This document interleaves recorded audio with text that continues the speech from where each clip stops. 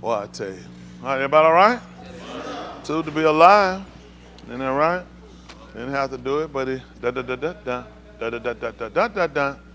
done it again. And we are here. Ain't that right? By the command of Yahuwah. Appreciate all he has done, had given unto us. Allow us this opportunity to be able to gather, be able to seek him, be able to yakapun Shem, all these things that people don't think nothing about. I mean, it's just a baraka. Isn't that right? Be alive and mind still stayed on him. Everybody don't have that. And I appreciate him for granting me that opportunity to be able to do that and let him be my sole source, concern, desire, want to do the will, want to be found inside of his will when he come back here in the mashpat, this arise. That's most important for me, to make sure I'm right before I leave here. It should be for everybody. Whether people consider it or not, won't be long, he'll be back here. Yeah, won't be long, he'll be back here. He come back here, that'd be it for everybody. So we definitely trying to make sure we align ourselves and consider our lot in. We talked about before, I appreciate him for declaring the beginning, the end at the beginning. So since I know from the start what's gonna happen to get to the end, it makes it a little easier when I'm going through. If I didn't know, and I just had to anticipate with no idea, that'd be a whole nother saga at that point. But I appreciate the fact that he already made known to us, this gonna be the end. And I told you this at the beginning. So all you gotta do is stay steady the course. When you don't know, that's bad. Isn't that right? So you're just trying to figure, you don't know, or you doubt, or disbelieve, or you look to something else. All I can do is look to Mr. Yahuwah. Because I believe everything he said. Everything he told us didn't happen. Everything coming to pass is coming to pass, just like he taught. So a man couldn't have wrote it. I told y'all before, go with the 1611 version. It's too many things that were told us, it's coming to pass. It's too many countries toppled, overturned, governments changed for a man to have wrote it and it still work out the way he said it. He only toppled and overturned them because it putting everything in a line itself to right to what he told us was gonna happen. Isn't that right? He wanted to cry out one time, let them know the end is near. Everybody know that the end is near. I was talking to a couple of Akeem last night about what was going on in Russia when I sent y'all the clip this morning about the video. I know most of y'all probably didn't watch it. I'm not surprised. You don't know what's going on. You'll find out in the end. You need to pay attention to what's going on because he told us that. He told you that GUI gonna rise up against GUI. That's Russia against Russia. And I've been watching this whole thing for a while with the Ukrainian war and we're bringing them in, the Wagner Group. The Wagner Group started complaining in May and pulled out. They told them we out of here. They told them then it was done. They wasn't doing it. They tried to make them sign a contract, signing paperwork not to discuss anything was done or what. He said, I ain't signing nothing. I don't work for you. So they went and tried to attempt to kill him and kill the men with him. And all they did was just went in a hornet nest. And now Putin got to sit here and he got to be pissed scared because that guy is definitely a killer. Yes, sir. This ain't his first rodeo either. Ukraine was not his first rodeo. They also fought in Libya. They fought in Africa. He done fought in Syria.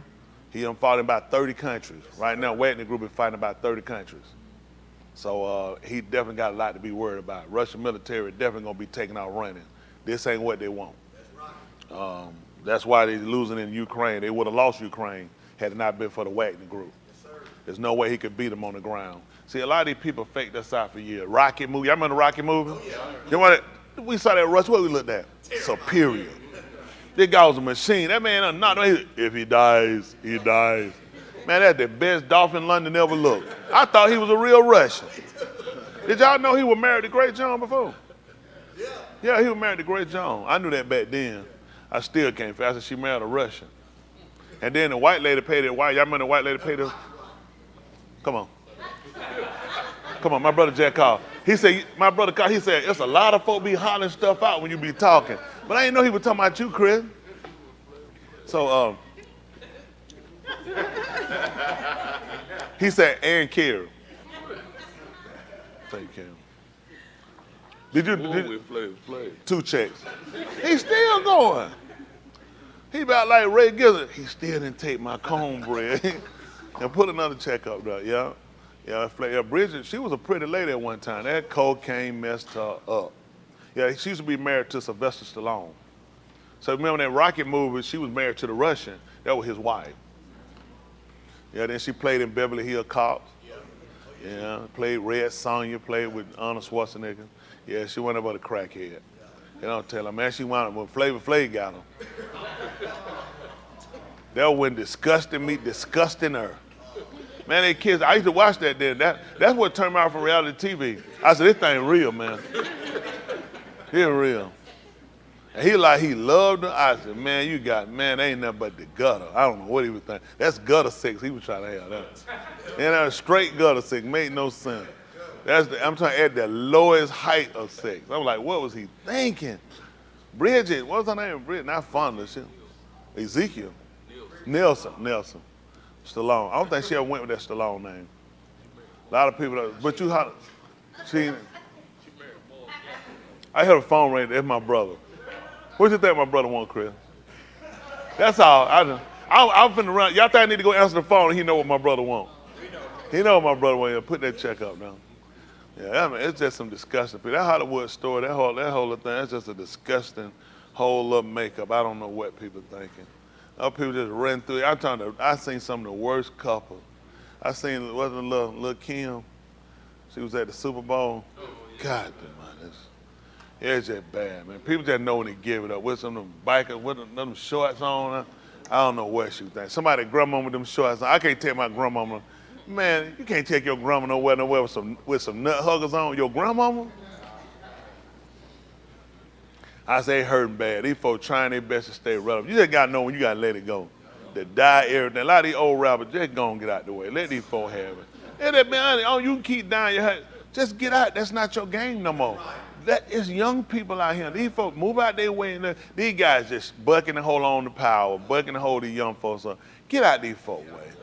Just got it. All these guys stop. You're not relevant. There's nowhere you hanging. You ain't in no hood. You ain't in no, what project you living in? Just stop it. You don't know what's going on. Them days over. Let them young folk have that stuff. You know what I'm saying? Everybody's sight. They need to put a law. You start rapping at what? 28? How way? 21? 25? At 25, cut them off. Let the young folk have it. You got something for me, Pastor? Huh? Not this week. Ring? Who that is? Who you think that is calling, Eric? That's all I'm asking. I don't want you to think it's all about the money, isn't that right? But he came in with something like I was just ready to reach out, I ain't seen that, you know what I'm saying? That's all I'm saying. Everybody all right though? Y'all feel alive? Anybody feel dead? Just checking, that's good. Mike, how you feeling? I seen them pants, that's why I asked. They had a bunch of striped checkers on them. I don't know what he was thinking. You seen them too? I want to know that Cam wouldn't have said nothing about them. That's like, we just glad that, ooh, that's a nice, ugly sweater. They said it's ugly! I own that down. You like that sweater? Huh? He said it'll be all right. Y'all wear some bold stuff in the summer. Isn't that right? These sweater, I be itching. There's a lot of them they get some big old thick coats and sweaters and stuff. Woo. Anybody else? Man, that thing make me hot outside. I be woo. That stuff make you itch. You be outside, man. You ever felt when it's so hot it felt like your skin crawling? How many of y'all trying to be saved? So ain't nobody's skin don't feel like it's crawling because it's so hot outside before. So where y'all was earlier? You from Mississippi, you know about it, don't it? That heat don't bother you? For real? That heat bother you? It's like hot. I forgot y'all missing. Yeah, it's hot. That Delta hot. I know the Delta about the hottest part down there. Huh? Yeah, that's pretty hot. Louisiana get pretty hot, don't it? That swamp will draw heat. There's some places I can't live, man. I just can't. But not Texas get hot. I remember Texas in the 80s, man. That thing would hit a heat index of 109. Man, folks would just fall out, just die. Yeah, that was in the 80s though. It was bad. They would hit them some. Do it still hit them heat levels like that now? 109. Man, I couldn't even, man. I ain't coming out though, man. That's dry. Man, I don't care what kind. Dry it. You can water it down with it. I can't buy that stuff. 100 and something. Then Iraq. what, 120, 118? Man, your sweat don't even come out your body. You know what I'm saying? Your sweat, every time sweat comes, something that, you feel one drop, something that's sucking off your face. You like, man, you can't make it out there. It no, be like, man, we don't need to be fighting. We need to be sitting on the air conditioners. And not drinking a beer or something. Man, it's too hot to fight. It ain't a lot no. It's like, man, it's hot. Let's sit down and just drink a beer. Motherfucker don't want, it's smoke. That's the truth, that's smoke. But you over there, your mind delirious, you're gonna need some liquid too. All that smoke gonna do it dry you out over there. Man, you be so dehydrated, you get through smoking over there. But we appreciate Mr. Yahuwah for what he's doing. We definitely want to try to look at the word and see what it does say Mr. Yahuwah, because our goal and our intent is the truth. What that was? Who that was? See, you look like her. Go put a check on the board for yourself. But yeah, that's what we're trying to do. We want to make sure we get that right. I can't stress the urgency enough, the importance of making sure we get this right. Self-examination, self-preservation. It starts for everybody here individually. It's not it's a collective agreement we have that we all in the endeavor in this attempt, but it's an individual endeavor. And always consider, I want you to look, if you got your wife, your husband, your kids, or your guy when they're not here with her, I want you to consider, add it up, count up everything you got. Your car, your house, your career, your bank account, your retirement, your insurance, or whatever you might have on a wheel, whatever you got, and count up. And then I want you to be honest with yourself. Which of those things, are all those things greater to you than your salvation? I want you to be honest with yourself. I mean, I have to. We all need to. I mean, that makes a difference on how far you're going to go. Depending on what you got, it's going to make a difference on how far you're going to go. It's going to make a difference on how much you're going to invest in your salvation. Because some people, it's not that serious. I'm not willing to go that far, and you have limitations. I don't have any limitation when it comes down to what I do in order to make sure I'm saved. I got things that I would like not to go through in order to obtain salvation. I got some things in life I would like not to lose in order to completely secure my salvation. But if that's what I have to do, then that's what's got to be done. I want you to be realistic. Don't say stupid stuff. I don't care what it is. Don't talk stupid. Don't do it. We've done that. Folks say stupid stuff. I care about what I lose. I care about what I'll have to give up. And that's the only reason he'll take it. See, when you say stupid stuff, you wind up getting a real good stupid result answer. Because think about it. If you say, I don't care what you take, it don't matter, take it, then really it's not worth taking because you don't care about it anyway. See, the things that he's going to take from us are things that we care about, because this is going to prove whether or not you care about salvation more. When he met Abraham and he told Abraham to sacrifice them, what did he want to sacrifice? Was it his only son? It wasn't? It was. It was the only one that he loved to that magnitude. That's why he separated the other one. See, you got to think about it. Had he left Ishmael down, then that's not his only son. I mean, it's a little easier. So now he would have to decide, did you do this based off of, although this is the one you love that came from your loins from the wife that you are, you got another one. And because you got another one, you didn't fully commit to me. So when I made you hearken to your Isha, your wife, and I told you to get him from among you and separated you from him, I left you that one because I wanted to come back. I know how dear that one was. Because it hurted him when he got rid of the other one. The book said it grieved him. He was hurt. He was a man. People don't talk about it. He was a man. He didn't sit here and said, man, that's the word. You got to go. That thing, he told that man, he said, man, don't let that thing grieve you. He said, I'll establish my berith with him. But also, you know what got him? Who know what he gave him in order to get him to consolate him with separate from that son? Hands. Good answer. Tell him. A promise to descendants in the future are more than the stars of Shamayim. What you got? Here's a Shah. What you gonna say? Yeah, when he put Ishmael out, what did he? That's right, he gave him a berith. He had to let him know he was also gonna make a gui of him. Man, let me tell you something, practical. Let's do practicality. First of all, this is my son. Whether it came from my wife or whatever, it's still my child. Why I want to see my son out in the desert, out in the wilderness out here somewhere, hurting somewhere dead, and he a young kid. Why? Why would he do that? He was a man. He had to give him, he let him know, I established a bridge with him. I'm still going to make him a great nation. That's why it could kind of console him in doing it. See how we attack and we do stuff. We're attacking and doing it really off of just not knowing. It just looked like he just did something. You know, man, he just loved the Lord, so he just did. That man didn't just do that. That thing hurt him when he heard to get rid of that man.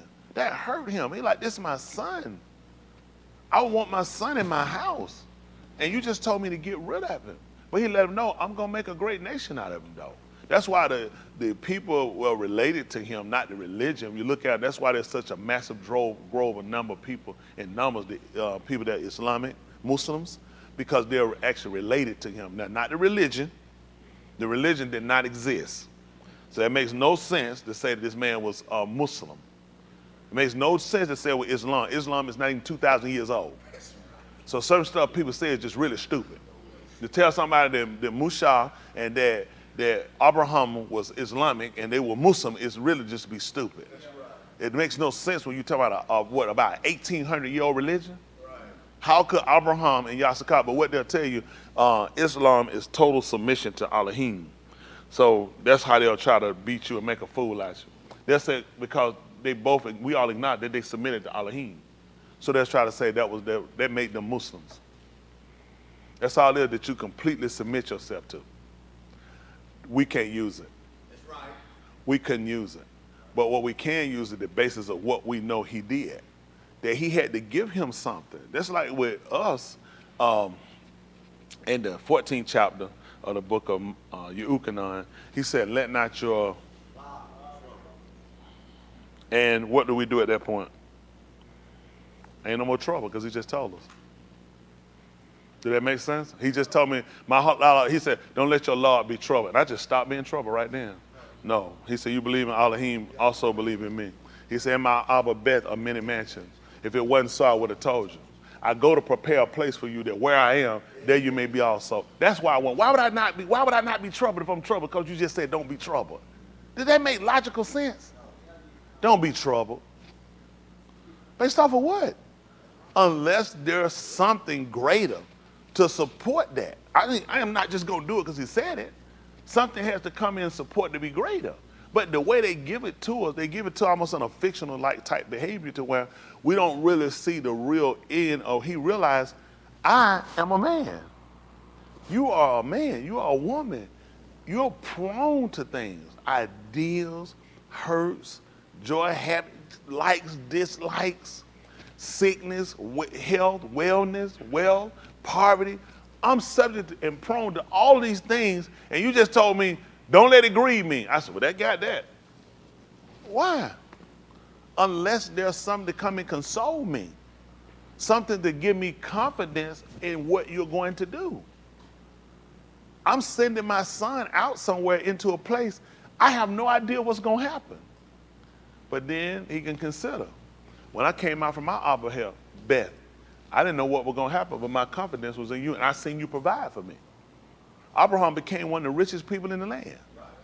So him being able to be consoled by not only what he said, will also kind of concur with the fact, I know what you did for me when you called me out from my Abba's house.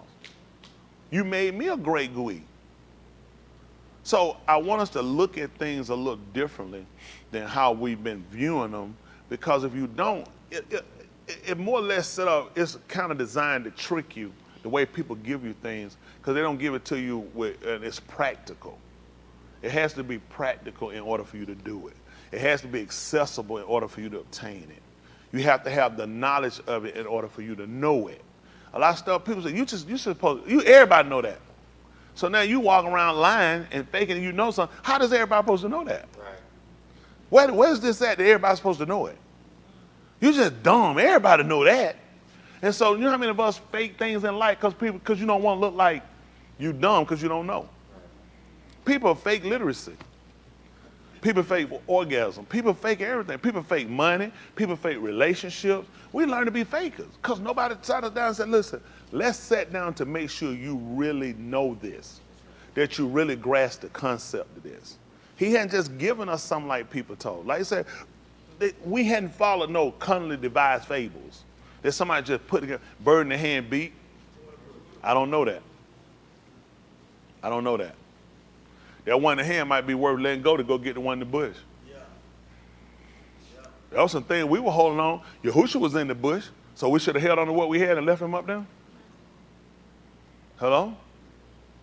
He was hanging in the tree. What we supposed to do? Kept holding on to what we had and let him go? He would spread his wings like an eagle. Right. So he was in the bush. So what we supposed to do? Hold to what we had and leave him up there and don't take on him? No, let this go and take him on.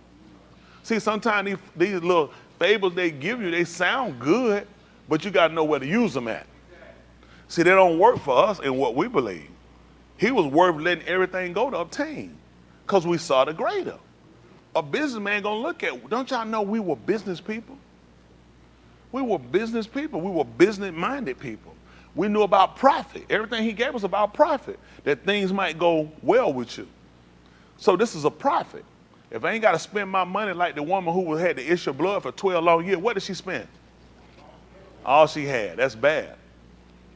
So it would be a profit to me that this man would give me doctrinal teaching, something taught, and I can use this, and that's money I don't have to spend trying to go along trying to heal myself when it's already inside of the bar.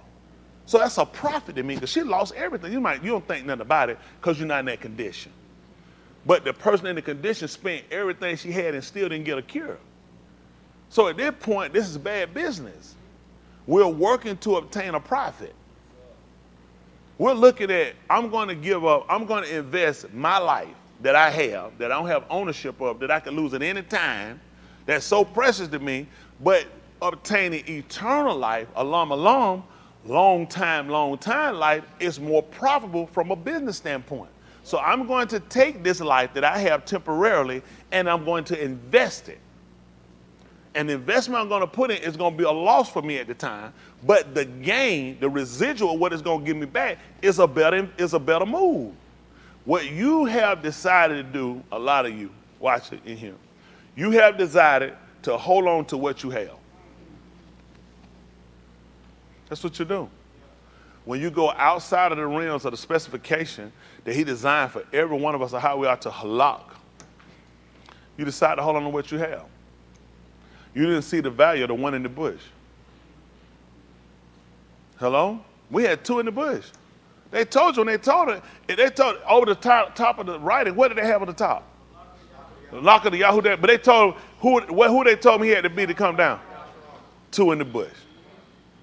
Now you better hold on to the one in your hand. See, every time they tell you something, it don't always fit for us. Everything don't fit for us. It's a good saying, you want to use it somewhere else, but it comes down to my salvation, my relationship to Elohim, it's a difference. See, this is why he told you, he said, I confounded the wise. He said, I confounded them in their wisdom. I bring it to naught. All they understand, he said, I bring it to nothing. But a lot of us, we trust in these people. We trust in them for vocabulary, for mathematics. We count these people for a lot of things, and it don't make sense. It just don't make sense if you sit down. The real logic is not there. The logic is there if this is where you're trying to function at, and you still going to come up with an end. You know what I'm saying? You're still going to come up with a negative end. All these people that done put and trusted themselves into this, look at the rich and the billionaire. You think these people ain't more afraid than you are? These people are targets. They taking and losing. You know why they losing? Because they done took from the people. They took from the people. There's no way in the world this many billionaires can exist. It's never happened in the world that we had this many billionaires. Never happened. You've absorbed all the wealth. Why would you have 70, 170 billion dollars? And your people starving? They stripped this place. They stripped it. They all greedy.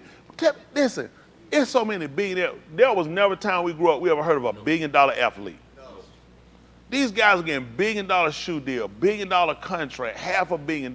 Then they got other things they got. They got $700 billion athletes, performers, actors, hundreds of millions, $1 billion.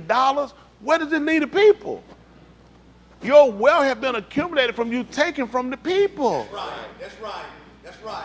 That's why he toppled them. He overturned everyone. They don't even realize Puma was one of the richest men in the world. Oh, yeah. Yes, sir. That man was sitting up at almost $200 billion. Yes, sir. They took his $1 billion yacht. They took his gold. I said he wanted, listen, he complained about it one time. He said, they took my gold. The United States took my gold. You took it from other people. You know what? He got America here for a reason. He used them. They the sword he used to execute vengeance on all these countries. All of them ran their mouth. China, they'll come and flopping. Everybody. Don't let these folks, they all broke off talking about how they going to create their own money. On these people, let me tell you, they already showed that none of their money has stability. Russia doing all their trade, the ruble still worth a penny. He had to fall. But see, they made a fool out of everybody. Russia will take off. Russia. Russia is sitting here at a civil war right now. Yes, sir. This man is sitting in Moscow hiding for his life. A world leader.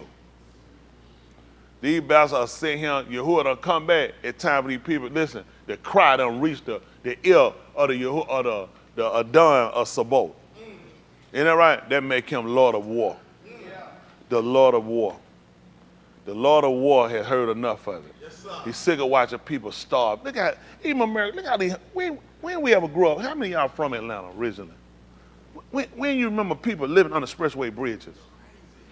I've never seen that before in my life. I seen homeless people before walk the street or something like that. I ain't never seen people living under no expressway bridges. I never seen that stuff.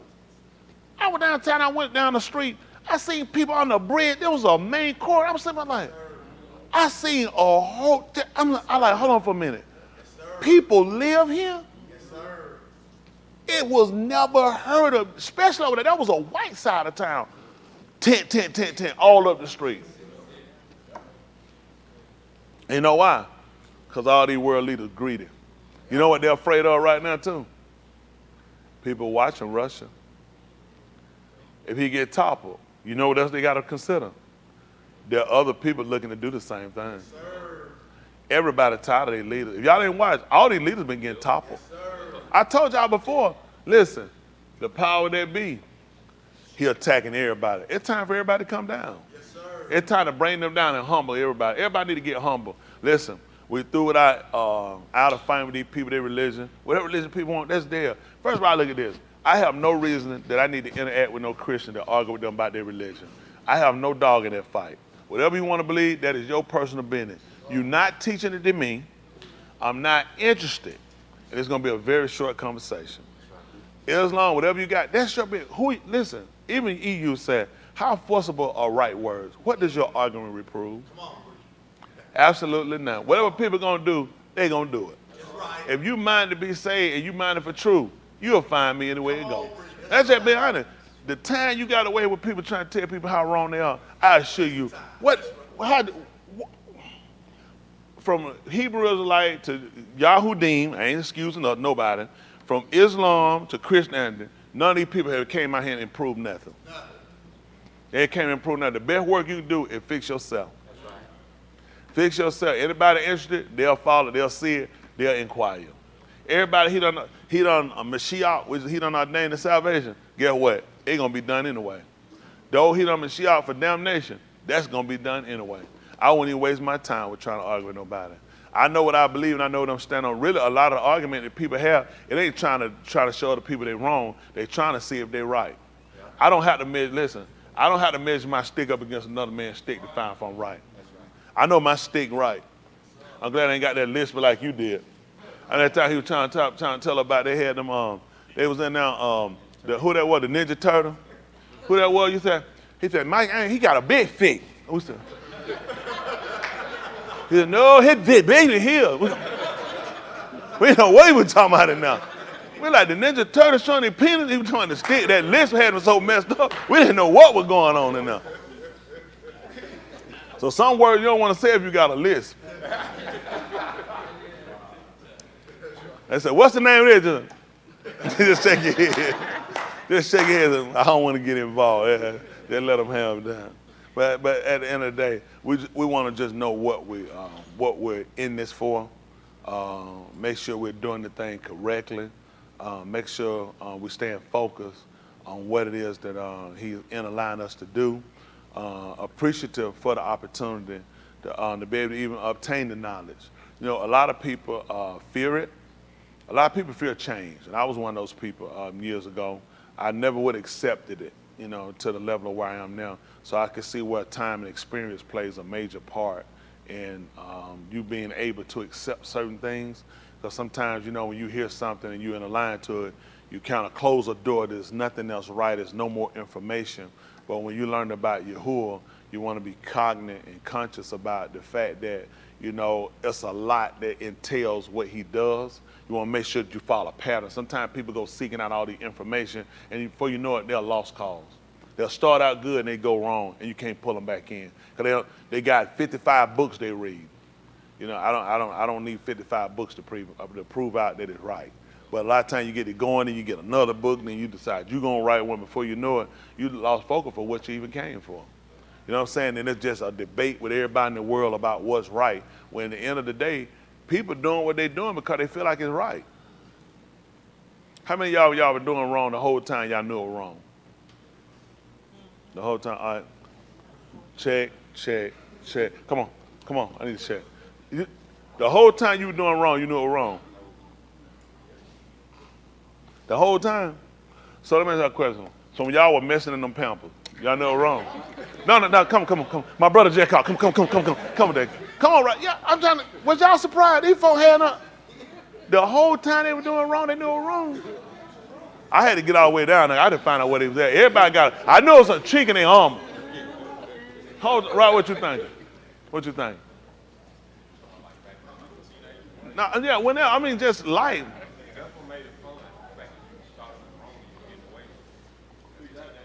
I'm gonna need a check. Who put in? Come on, Rod. How many you got? I got too many, preacher. How many you got? Check. How many you got? Count them. I got 6, preacher. 7. How many you got? Exactly. See, man, you see this thing the same way, Dave. See, Dave seen 6, I seen 7. Now, what we see now, Dave? We see the same thing, ain't it? I'm trying to call these folks. They didn't know they were. They said they were knowing they were doing wrong. Ever since they was a newborn baby. You think about this. What I'm saying, doing wrong. There are period times in our life when we did things that were wrong that we had to be taught and learned. And some of it might not be as explosive as that. Just like with how many of y'all the whole time? How many of you were former Christians? So you tell me the whole time you was in Christianity, you knew it was wrong. You knew it was incomplete. I had no idea. Why would I, this is me. Why would I be in something I would think it was wrong? I don't get that. I would have never sat in the religion if I thought it was wrong. Well, you know, I'm in here, but you know, I know some people. I talked to this one guy at the bank one day, and he actually knew me from watching when I was on television. We was talking. I didn't know because he was kind of watching me funny. He went on the minute, and we was talking. He knew a whole lot. We were talking. I said, where you attend now? And it was a Baptist church. I said, why would you go over there and know what you're? He said, I go. He said, I know the truth. He said, but I go. You know, I like going over there. Listen, boy was very knowledgeable. That's why I want to know where you going to now. And he told me he went to the Baptist church. I was thrown. I said, you're comfortable with going there and you know more than the preacher? He said, well, I like him anyway. You know, I like him. You like the fact that you can manipulate that whole group. And you know they tell you something wrong and you follow it. You know, this man couldn't preach one thing that could enlighten him in nothing. Absolutely. Everything he hears a joke. The fact that he sat there scared me. It's like, I couldn't sit down and listen to a Christian preacher try to teach. It's not happening. It's certain stuff you say gonna ring me right off. I'm like, we gotta stop it.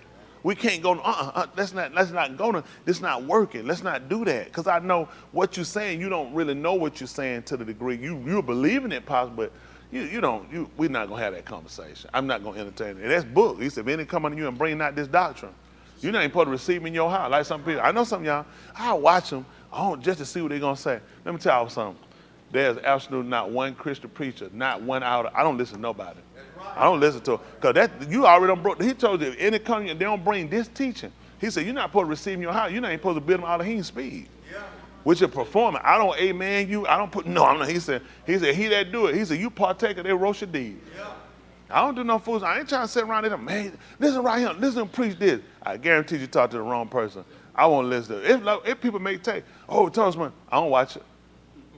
You just wasted a lot of time. Somebody looking at it. It ain't me. You go pull your views and see it, they show you my phone. See it, my phone number, my web, my browser come up, whatever it come up now, it'll never come up. I don't watch no stuff like that. It'd be a waste of my time. What a Christian preacher gonna teach me? I just don't have time to entertain that. It ain't fighting, I'm just not interested. I gravitated from that. It's a start for people, but if you really honest, your honesty will prove out and show, and you'll see it's time to move on to perfection. That's right. That's just being honest. A lot of it just don't make sense, but that's what people at. It ain't about finding religion, it's about what's true. All I want is the truth.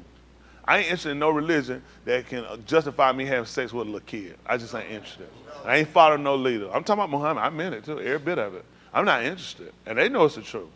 I've read the Batrah. I know better. It don't make sense. You took a 6-year-old girl out of her house and you took her where her parents gave her and you went and used to put your penis between her thighs till she became 9 years old and you have sex with her. And you teaching what from what? Who gave it to you?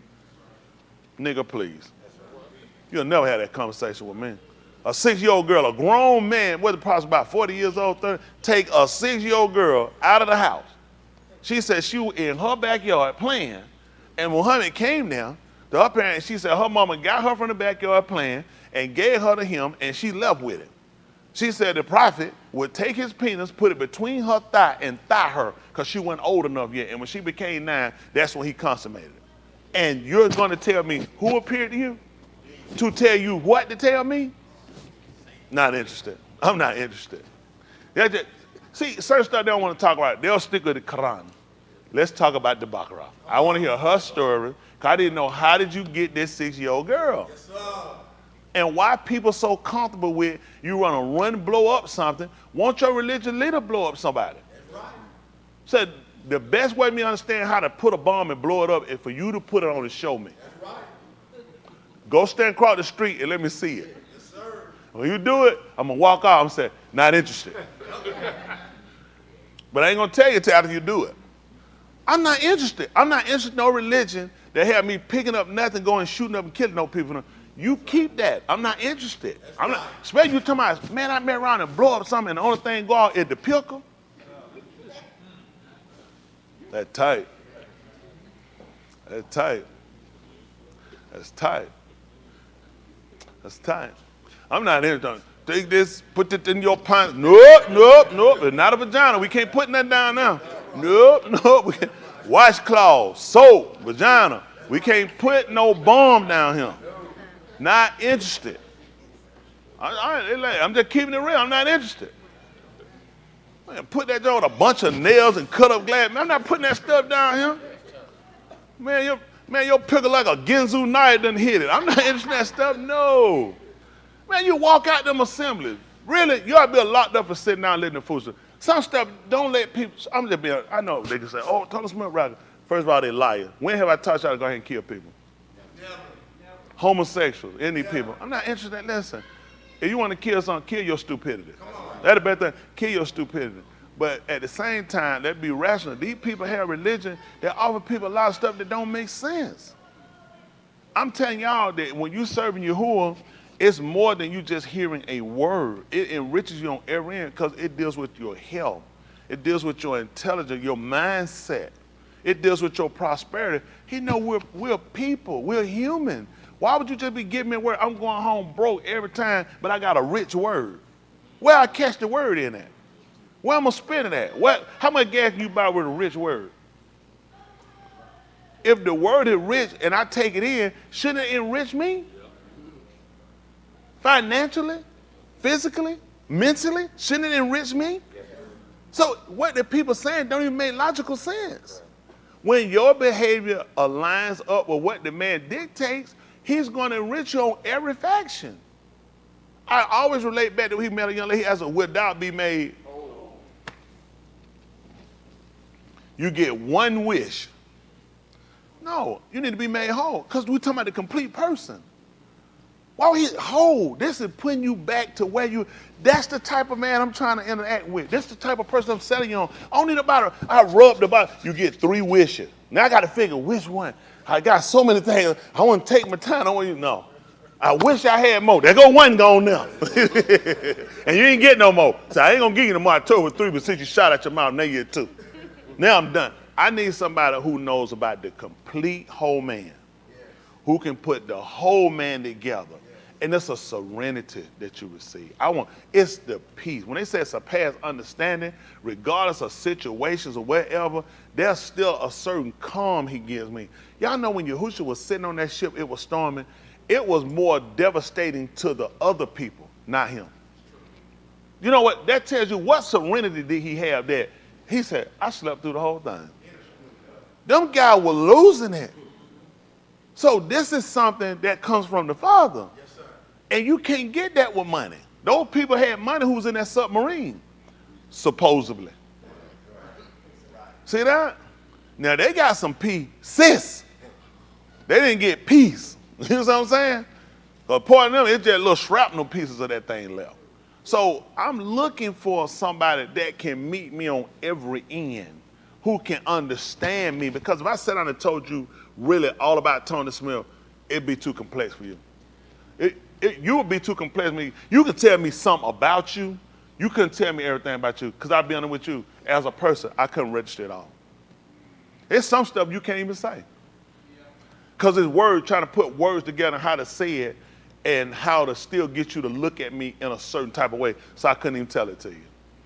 You know what? That's why I serve him. Because what I can't say about me and put in the word, he knows. See, that's important for me. See, with a lot of religion, they teach you just fake it. Don't worry about it. Just put it in his hand and just let it go. You can do that. Tell me, say you got a problem. You got a problem, big problem. Put it in his hand.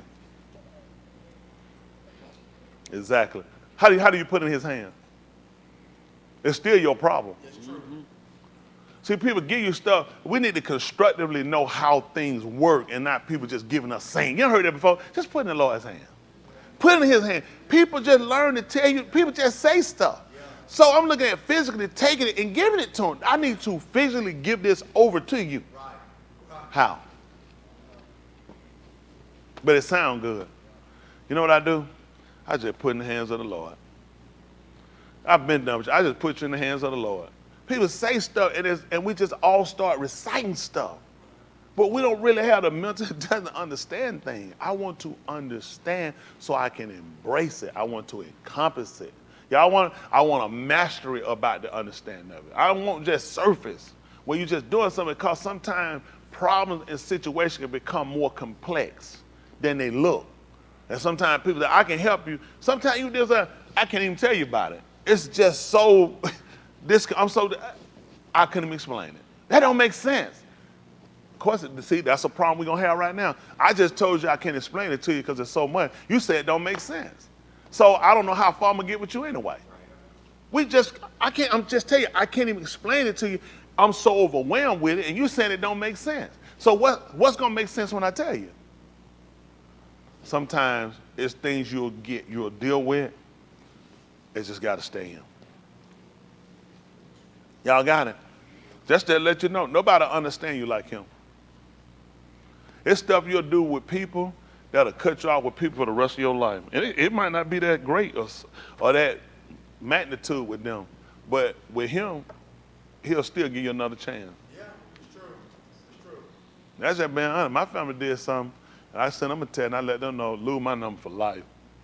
I said, y'all lose as a group. Just lose it. I'm done. That's just what type of person I am. I just cut it off. Ain't no hard feeling to our heart, but they don't understand what I meant, though. Lose my number. Just not interested. And that's just the type of person. I just do it. I don't want to be bothered. It's just easier for me. I can function that way, and I just keep moving. Just don't deal with you and just keep going the way I'm going. So, but with him, he the type of person where he understands, and I'll give you another chance. You know what I'm saying? And he sets life up to let you know you can tell your bridges with people. It don't mean you can't with him, but when he said he long-suffering, showing mercy to thousands, ain't that right? I'm talking about that's what he's doing, and I keep covenant for thousands of them that are hard. He said, I'll keep it. He said, I got it. All them that love, he said, I got something for all them that are hard, man. That's why, you got to make sure you center this thing in your heart. It's got to be centered. Your heart your heart is kind of more over, almost centered. But we got to put it right dab slap in the middle of that thing to make sure I don't forget about it. Because it's things that'll come up, it's emotions, it's feelings, it's ideas, suggestions. All of them will come up. That's how you get into stuff. That's why I told you, if Kataim sinners entice you, that's right, because it'll get in your heart and you'll get it. But if you got a sin or something now to keep things from overriding, you know what I'm saying, or getting you in a situation where you find yourself in a detrimental state. So it's so important to really sit down and meditate on. When I look at meditating with me, I guess you need to have a conversation. Allowing is asking. And sometimes we just wait to do it at a prayer time and feel like your eyes have to be closed. I don't want to tell a man it's a sin he closes his eyes, but I appreciate the availability that I don't have to if I'm in a situation where I need my eyes open. Because you know where they taught you, I couldn't drive and I couldn't pray to him. I need to close my eyes. And if I still need to go on God, I need an Elohim I can talk to when I need to talk to him. Yes, sir. I need one when I'm not talking, he understands I'm going through. I need to know that you care. If nobody else care, I need to know. Because if you don't care, it's no need for me to be here. I ain't talking about that building. It's just no need to me. If nobody, I need to know that the one that made me cares. You need to know that. That the person that made you care. Because sometimes it'll feel like the whole world against you. And you know what? It's designed to be that way. You don't believe it? It's designed to be that way. Let me tell you, we're people that's dependent upon people. But when it come down to it, you can still stand if there's no people. He just teach you the operationals. Because you had to be able to transit. Shaul said he learned how to be full and. He said, I learned how to be exalted and be. He's saying, whatever state I'm in, I learned to be content. Not just be in it, but he said, learn to be content with it. You know that's a life living experience. You can't teach that from a writing. That's life living. Just sit around and be hungry and say, I'm okay. I know I ain't seen you eating about 3 or 4 days. I'm fine. To learn that Yahushua did that, 40 days. It said afterward. So what was he doing at day 37? The 23rd day. Starvation? That's what he left. He said, I learned to be content. See, and I say that to say your appetite. What you think about that? He taught it to us a certain way. Your appetite basically comes from your stomach. Your stomach and your brain connects together. I'm saying your stomach tell your brain what it wants. Your stomach will. I'm telling you, you can be hungry, but if it's something you don't want, your stomach said, don't do it. You said, but come on. You said, I got to tell you for something else. Your stomach will make you drive somewhere all the way across town. You know what somebody said? That is stupid. There's no way in the world all these restaurants over here and your behind drove. That's just stupid. You know what? That's how much power your stomach has. How many of y'all done it before? Out the way it drove and you had to have it. You had to have it. Because when your stomach, you would think it's just your brain. Your stomach let your brain know, I ain't eating that. Everybody else eat. I'll wait. You think people like, that's just stupid. They hungry. They just sitting here. They want to eat. Now they talking about going and getting something else. That's how the stomach controls. Now let me tell you that. What you think your sin nature does? That's the stomach overriding the brain. Because the logic of the brain is, I hear that thing growling. We need to put something in it. But that stomach said, not that. We'll wait. We'll resist what it say do so we can go all the way out the way, cross somewhere to go get something else. Because I want that more than what's right here. Think about your sin nature. How many times has it made you go against logic? Yeah. Salvation is him, but your sin nature say, go out there. Yeah. It overrides the logic of your brain. Right. And said, this is what we'll do. So he gives us all these different things to teach us how the body works. So you have an idea of what you're fighting against. Y'all know that? And look at the expense of the cost. Look at the time you'll put in to go do that. When you really could have ate what was accessible right there. But your stomach convinced your brain, your mind, that it wouldn't suffice you. If you ate it, you will only be upset and you'll be angry later. Because you didn't go after what it desired. Think about your sin nature. Y'all got it? That's a nature. Nature is nature by definition means determine or to do. If you don't cut your grass, I ain't cut my grass in, say, in a month. What my grass look like? Trim, edged out. And that's because that's what nature determined. If you leave it alone, nature say, this is what I do. If a man don't cut his hair at a period of time, you see it, you say, man, your hair hanging like a woman. Nature say, you need to cut it, because if you don't, this is what I do. So now you look at that sin nature. If it's not controlled and constructed, think about this. When he made Adam, when he put him there, he brought him and put him in the gun to do what was it? To tell it and to keep it. So Adam had to know something about nature and realize if things not addressed, they'll get out of control. He realized he did not want nature to be left by itself. Y'all didn't know that? He never wanted to be left. I didn't want nature to sit and be left governed to itself. I brought an Ishan, a man. I told you I want you to keep it and till it. Because nature will overtake it. It'll overrun itself. See, whether you knew it or not, I think in the 23rd chapter of the book of Shemut, they call Exodus, he told about how he was going to drive out our enemies. He said, I'm going to do it little by little. He said, I won't do it all at one time. He said, yeah, nature will overtake you. It's not enough for you to hold it down. Nature would overtake you. He told him that. He said, overtake it. He would consider all that. We know, how many times you wanted your enemies dead? How many times y'all wanted your enemy dead? Anybody here want the enemy dead, bro? Want your enemy to take down, make them pay for what they done? So he done it. So what we going to do with this lack of people? Because nature's still going to be doing what she do. So now the whole thing going to overtake it. He said, I'm going to do this. He said, little by little until you increase. Right. See, he understood a balance. Right. I'm going to take out so many every time your number come up. So I got to be able to supplement. You know how we do? I deal with it later. Then you realize this was a bad idea. See, he's a man that sat down that already thought the matter through before he done it. He hadn't got here to the 2000, what they call in 23, and all of a sudden he figured out, what's finna happen now? Russia and them finna have eternal war. I just saw this on the news. He just seen on the news when we saw it. Now he got to figure, I can't serve him. Because I knew about it before today. So I need somebody that has foresight, somebody has insight, somebody has the intelligence, who has the rationale to know what's the better conclusion.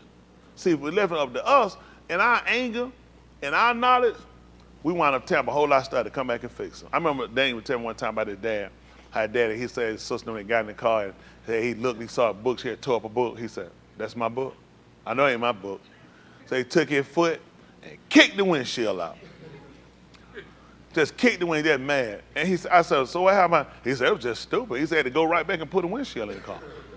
Now he was pissed because he looked at his money been wasted because she done messed up this book. This is my book, told her I got to pay for this book. But now you done kicked the windshield out.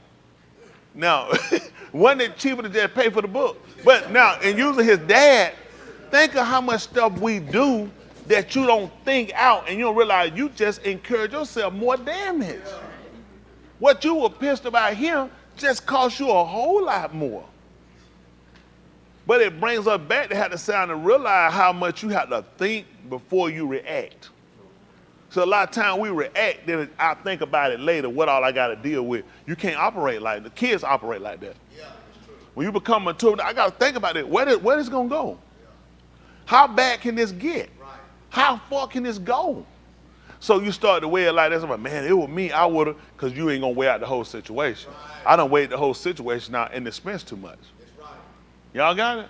Right. Even if it come out of salvation, he wanted you to do something. What was it? No, he said, just come and get it. Deal with it later. He said, that don't make common sense. Why would you count the expense? A lot of y'all came here because of hurt situation. Some ain't working out. Some going wrong with marriage. Some happened with my kid. I'm sick. I'm down with cancer or something. And I need to try to make sure I get right because I don't want to die and burn and go to hell at the time. And we don't consider, you need to count the whole cost. I mean, what is it going to cost you, though? Y'all know how much cancer treatment costs? So I'm coming to seek him for salvation and get out of cancer. I'm going to want something from you. I'm gonna want a whole lot from. I'm gonna want a total commitment. Cause you on a dying. See, he can work better with people that you think about a person down with cancer. What do you think they're saying? He said, I want to get your house. I want your house. I want your car. I want your savings. Them folk like, man, you can have it. Cause they look at the state I'm in. I'm finna be dead anyway. And if I got a chance for survival of living, well worth getting my house. Something ain't going on with. Do you have cancer right now? Did you know anything? So let me get your house and your car and everything. He said it don't make common sense. Why would he? He thinking, why would a God? What God gonna do with my car? What he gonna do with my house? Live in it? You know? Come on. We don't know nobody talk like that. You ain't never talk everything. What he gonna do with it? But I need a full commitment. This will show how serious he is about it. If he ain't willing to give up his house and his car and all that for his salvation, what he gonna do? He gonna keep that, but he gonna be consistent in living right. No, he not. Because he ain't got nothing on the table. See, when you got something on the table, you got something to consider. Y'all got it? I got everything. Look, I got everything in this. I can't afford it. I can't afford not to get that right. I got everything on the table. But see, a lot of us, we don't have nothing in it. So, of course, it's not an expense to us. It's not a bigger loss to us. Y'all got it? When you put everything behind it and you got everything on it, I kind of got to make sure that work. That makes sense to y'all? I don't know. Maybe some of y'all, maybe not. I really want us to look at this from an end of just making sure we really understand what we've embarked on, how important this is. And I want you to think about it. Listen, your spouse's mind can be good just for the day. Your kid's mind only good for the day. Whatever you got, it's only good for the day. Your financial situation is only good for the day. Your health situation is only good for the day. You don't know what tomorrow gonna bring. You can move from sitting here laughing at something I said funny to tomorrow, later on this afternoon or tonight, you could be sitting at somebody's hospital waiting on somebody to pull a body out of a refrigerator and pull a sheet back to ask you, is this yours? You don't know. And that's the thing you got to consider. Sometimes you don't have a long feet where things have kind of been going and that had been your situation, you can look at, it's been a while, but you need to consider how long. Because the longer it takes before he start coming to get somebody, it won't be that long before he do. Because you keep living. You keep doing all the things that make you prone to death. And the one major thing is what? Living. You got to be living to die. You ain't got to commit qatar to die. He said if you be overly wicked, he said you can do it before time, though.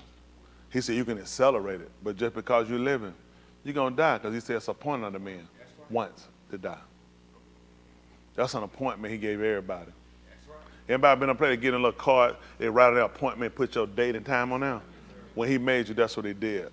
You know what happened? You forgot to get the card.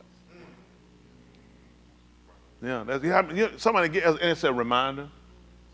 You know, y'all said that some people, they'll text you a day before. Y'all ever had them people a week before remind you of it? You ain't gonna believe what he do. Sometimes you drive and smell, somebody might come over the other line.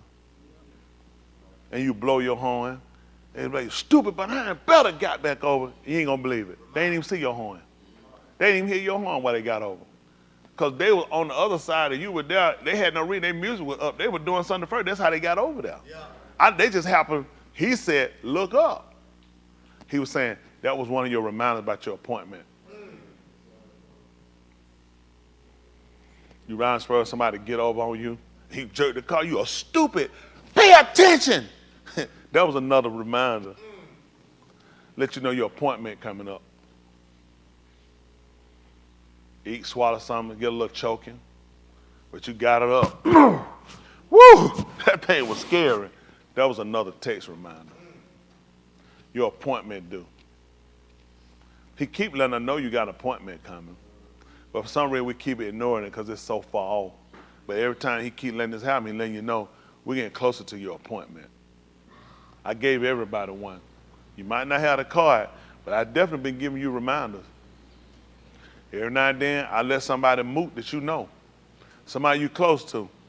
That was another reminder I came inside your lawn. I came inside your house, and I got one. I'll be back again for another one. That was a reminder. Hello? Yes, sir. I just being honest. I know there's stuff y'all might not want to hear, but people ain't never told you the truth. We'll get ready to sign the Kato Sarah. And won't try to be long. All right.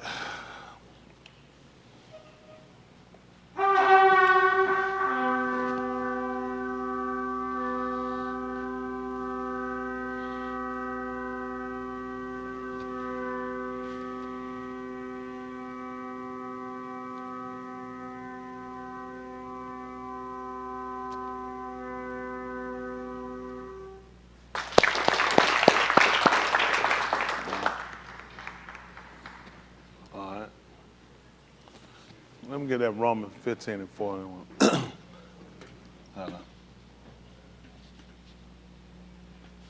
Won't he do it? You just have to be willing to consider. Isn't that right? Yes, sir. Let's look at it. Romans 15 and 4. Listen. For whatever Nikatah before, Whatever Nikatah written to before Lamadus, was written to teach us, show us, instruct us, so that through endurance so that going through without quitting and through the Nakum of the Ketubim, and the consolation we might have Tikva. that we might have accord. Let me see.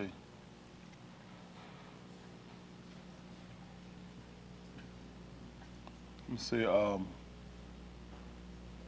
me see 2 Corinthians. Let's see where this goes. 1, let's see 1 to 6.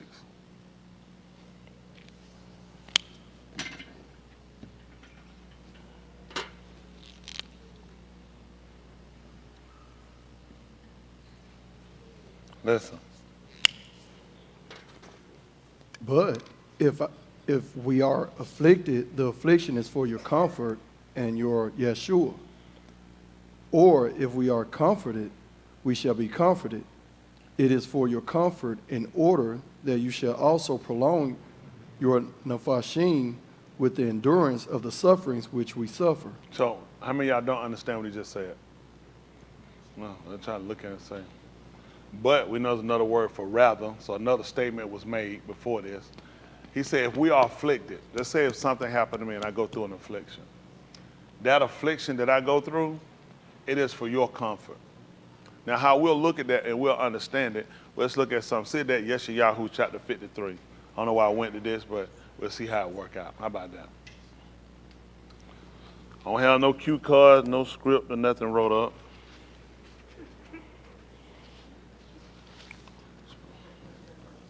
Just in case, you know, right? This is Yeshayahu 53, I'm sorry. They call it Isaiah, Yeshayahu.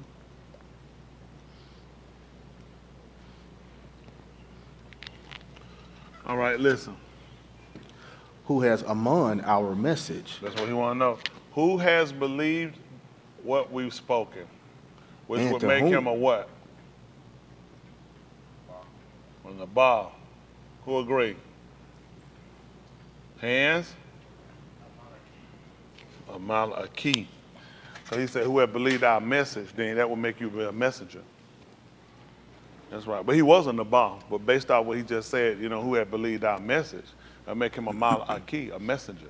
That's what a malaki is. So he said, who has believed our message? And what does he want to know? and to whom has the arm of Yahuwah been kazum? See that? Now he's going to ask you, who's seen it? Who's seen his arm, his strength? That's what he want to know. So apparently this plays a part. If I just ask you who had believed our report, then based upon what? What hadn't been said or stated, what hadn't given the validity to it. So apparently his arm gave the validity to us believing the message. Because while he said, and who has the arm of the Lord, and it's going to put in conjunction when using and it right there, don't y'all speak English? Yes, sir. And it put a conjunction in it. Yes, sir. So I'm saying, and why? Because I asked you who believed the message, and who has the arm of the Yahuwah been revealed. So you want to know who's it been exposed to, because this is a part to see, do these people know? Let's see what happened. Listen. For he comes up before him as a tender shoot. See that? That's how plants start out. It start out as a shoot. When it first comes, the first part that breaks and come out, the early part of a plant, a shoot is what they call it. Am I correct? That's the first part that break up. When a corn, stalk of corn, when it first comes, we get to a stalk, the first part that breaks and come out of the ground, they call that the shoot. That's the first part that comes out. And from there, it'll grow up into the stalk. Y'all got it? So that's how we saw Yahushua. He came to us as a babe. That'd be you know what they said they saw him? Oh, shoot. See that? Listen, y'all like that? Yes, sir. Now, if I go on the road, I take some of y'all, I want you to bust out laughing and flip your chair over like the first time you heard it. Yes, sir. Come on. And as a root out of parched Adamah, See that? Out of dry ground. he What has happened? no form or majesty that we Now, should this see is him. thing. Now, hands. Why did you hear that part? Hands. We got one. Hold on. Close your eyes. I don't want. No, your hand been up. No, I don't. You was in the spirit? You Yes, got to sir. give us an answer now, or my brother finna call. Yes, sir. All right, what you think? He's Adam. Adam. What about Adam? He came from the ground. Adamah. Okay. That's good. All right, what you got? I was gonna say, as a root out of parched ground. Come out, I can hear you. Come on. You were going to say what now? As a root out of what now? Parched ground. Out of parched ground. Why don't you go parch one of them checks up there, Joker? What you thinking? We just read that. I love kids. Like to encourage them, dude. That's all they need is encouragement. What you going to say? You going to agree with Chris? You finna come up here and put up a check?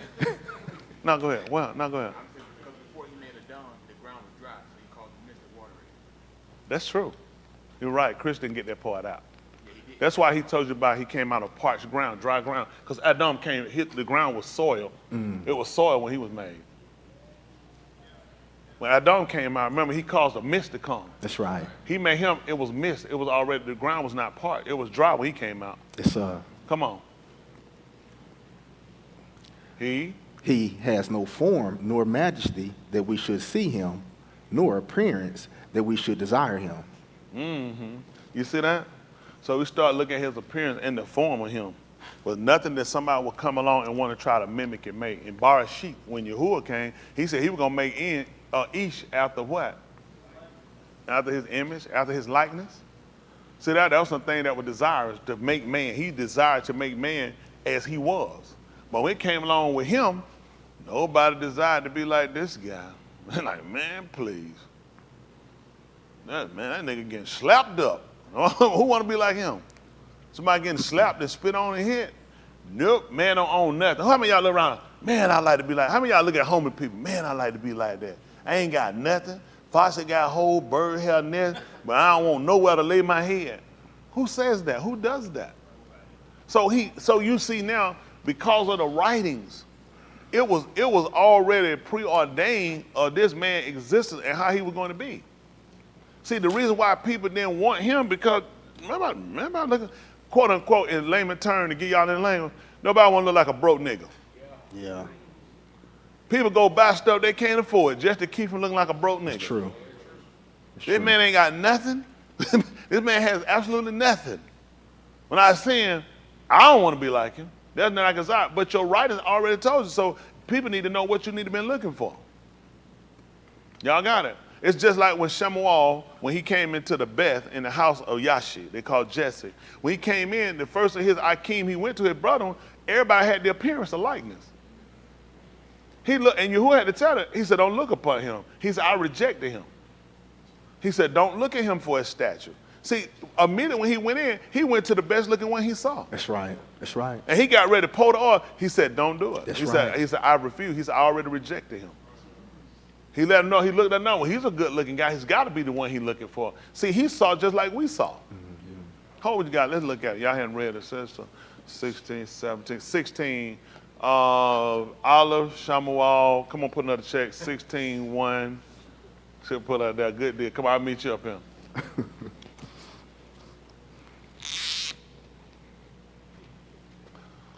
Good job. How many checks you at now?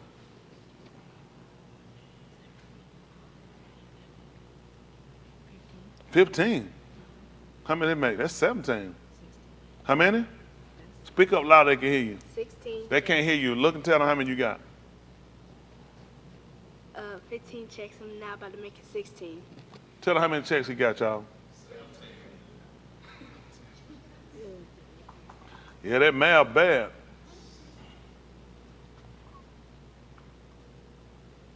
That's the same one. I'm sorry. We ain't got 17. That's 16. See, my math good. Thank you, Kansas. All of Shemuel, 16 and 1. Listen. Now Yahuwah said to Shemuel, how long shall you grieve over Shaul, since I have rejected him from reigning over Yasharal? Fill your horn with oil and go. I shall shalak you to Yashi the Bet Ikamite, for I have selected a malak for myself among his beneath. See that? I done selected me a son. What, a malak from among his sons? Come on. Beth Lakamite. Okay. You think he might look home. Go I read ahead. that wrong, sorry. Beth Lakamite. But Shemuel said, how can I go? When Shaul Shama of it, he shall kill me.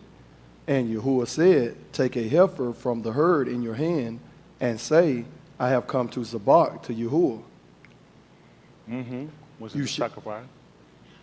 You shall invite Yashi to the Zabak, and I shall show you what you shall do. And you shall Mashiach for me, the one whom I designate to you. Y'all see what he just told him? What he told him?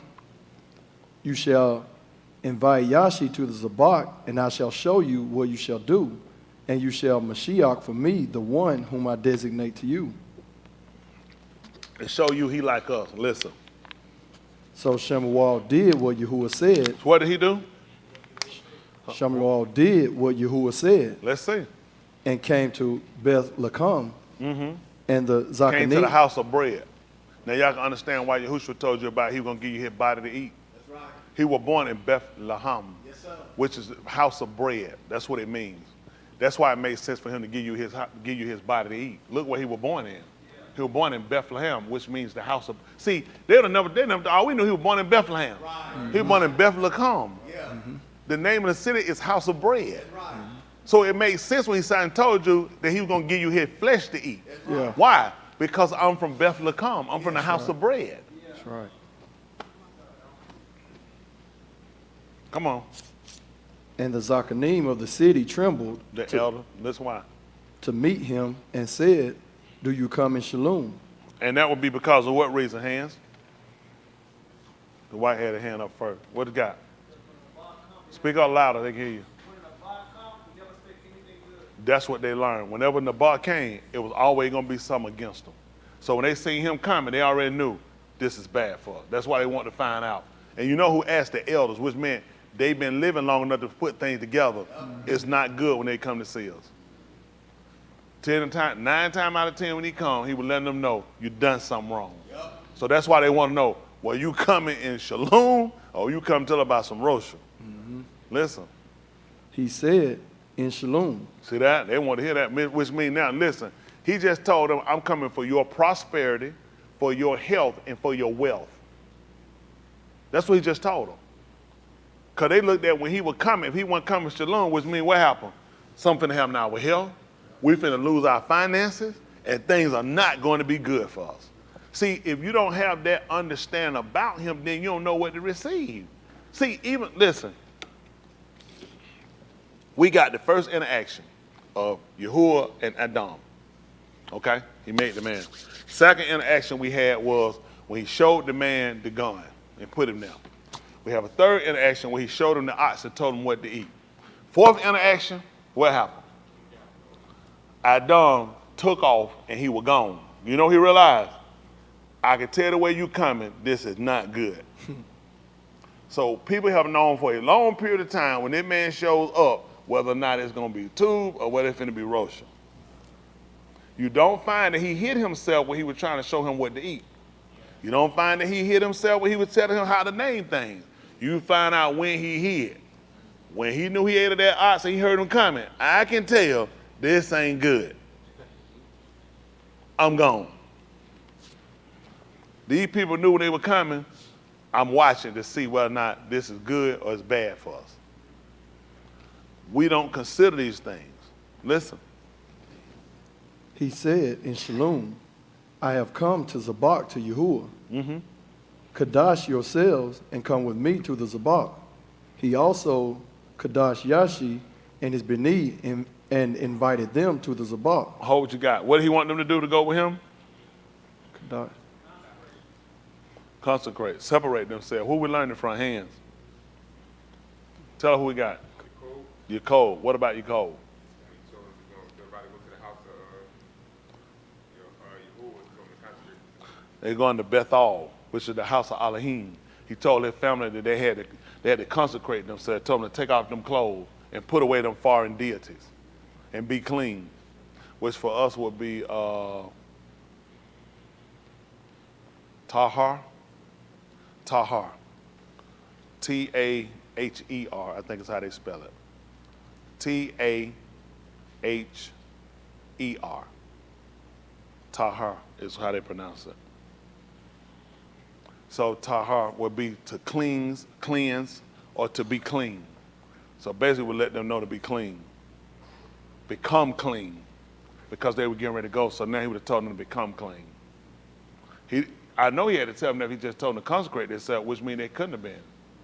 Because now he get ready to do something for Elohim. Then you need to be in a certain position. Now this teaches us, if I'm getting ready to do something for Elohim, I need to be in a certain state. Yeah. Just like first, I just pop on up in there. Yaakov said, no. He said, put away the strange Elohims among you.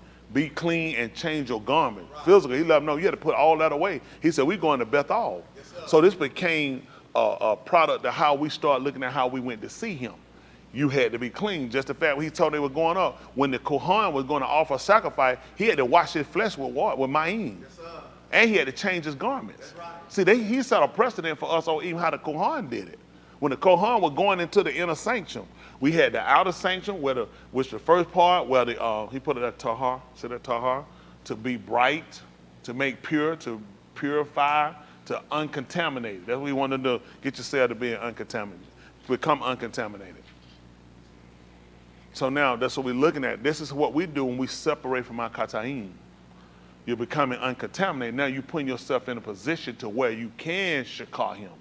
So we have the other additives, it becomes a defense mechanism that it don't allow. Certain things restrict. Y'all gotta say certain things are restrict. So the whole thing he's doing to going to be able to get the full performance out of Elohim is to get rid of restrictions. Restrictions for us will be kataim in the actions of the deeds of it. Y'all got it? So basically he just told them to, and he wanted them to be consecrated. Uncontaminate yourself. Because we're going to do a service to Elohim. Now you've been told to present your body. What was supposed to be? What you supposed to do? Uncontaminate. See, now you see why it makes sense? I present you in the 12th chapter book of Romans. I present you therefore, Akeem, by the Rikam of Elohim, that you present your body as a living sacrifice, Zabak, which means at that point what he just told you. And that's going to be based off of pattern. Well, we just read it. I mean, Shemuel just told him what to do. He said, we going to Zabal. So I need you to uncontaminate yourself. So if you just told me to become a living sacrifice, what did you tell me to do? You had to tell me that. Uncontaminate yourself. See, don't look for people to just give you every word. Once you learn patterns, you know where it's going. Let me tell you something. Every time your parent finna hit you, they told you that. How did you pick up sometime you were getting hit? Certain things come closer. Certain thing they did, you start putting it together, saying, I know what's getting ready to happen now. Get in here! You know they're going in. It's certain things you knew. They had to tell you literally every time they had to tell you, literally, I'm getting here to hit you. Literally, I'm gonna whip you. Certain things you start picking up. After a while, I don't have to tell y'all. They get it look. You already know what that meant. You're like, not good. So you understand then. You start putting things, how would I not already associate when he told me to present my body a living sacrifice? Present me, I'm going to bring it before you. Why wouldn't I associate I need to uncontaminate? They said, well, he ain't say that part. Preacher, hadn't it taken away. Because now you want to play stupid. We've dealt with your code, clearly telling them we're going to the Beth Elohim, be clean, change your garments. So why would I not uncontaminate when he told me to present my body a living sacrifice? That means if my body is to sacrifice, when do I contaminate? I can't. Because this is something I'm constantly doing. This is what Yahushua had to do. See, Yahushua appeared in the sight of Elohim to be a zabak. So where's his contamination? When can he recontaminate? Now you can see why he told you how it's impossible to renew them again that were once in life. Seeing that he would have to do what? Afresh. Which means he had to pick up kataim again. That's why it's impossible. Because he's sitting in the sight of, he cannot recontaminate.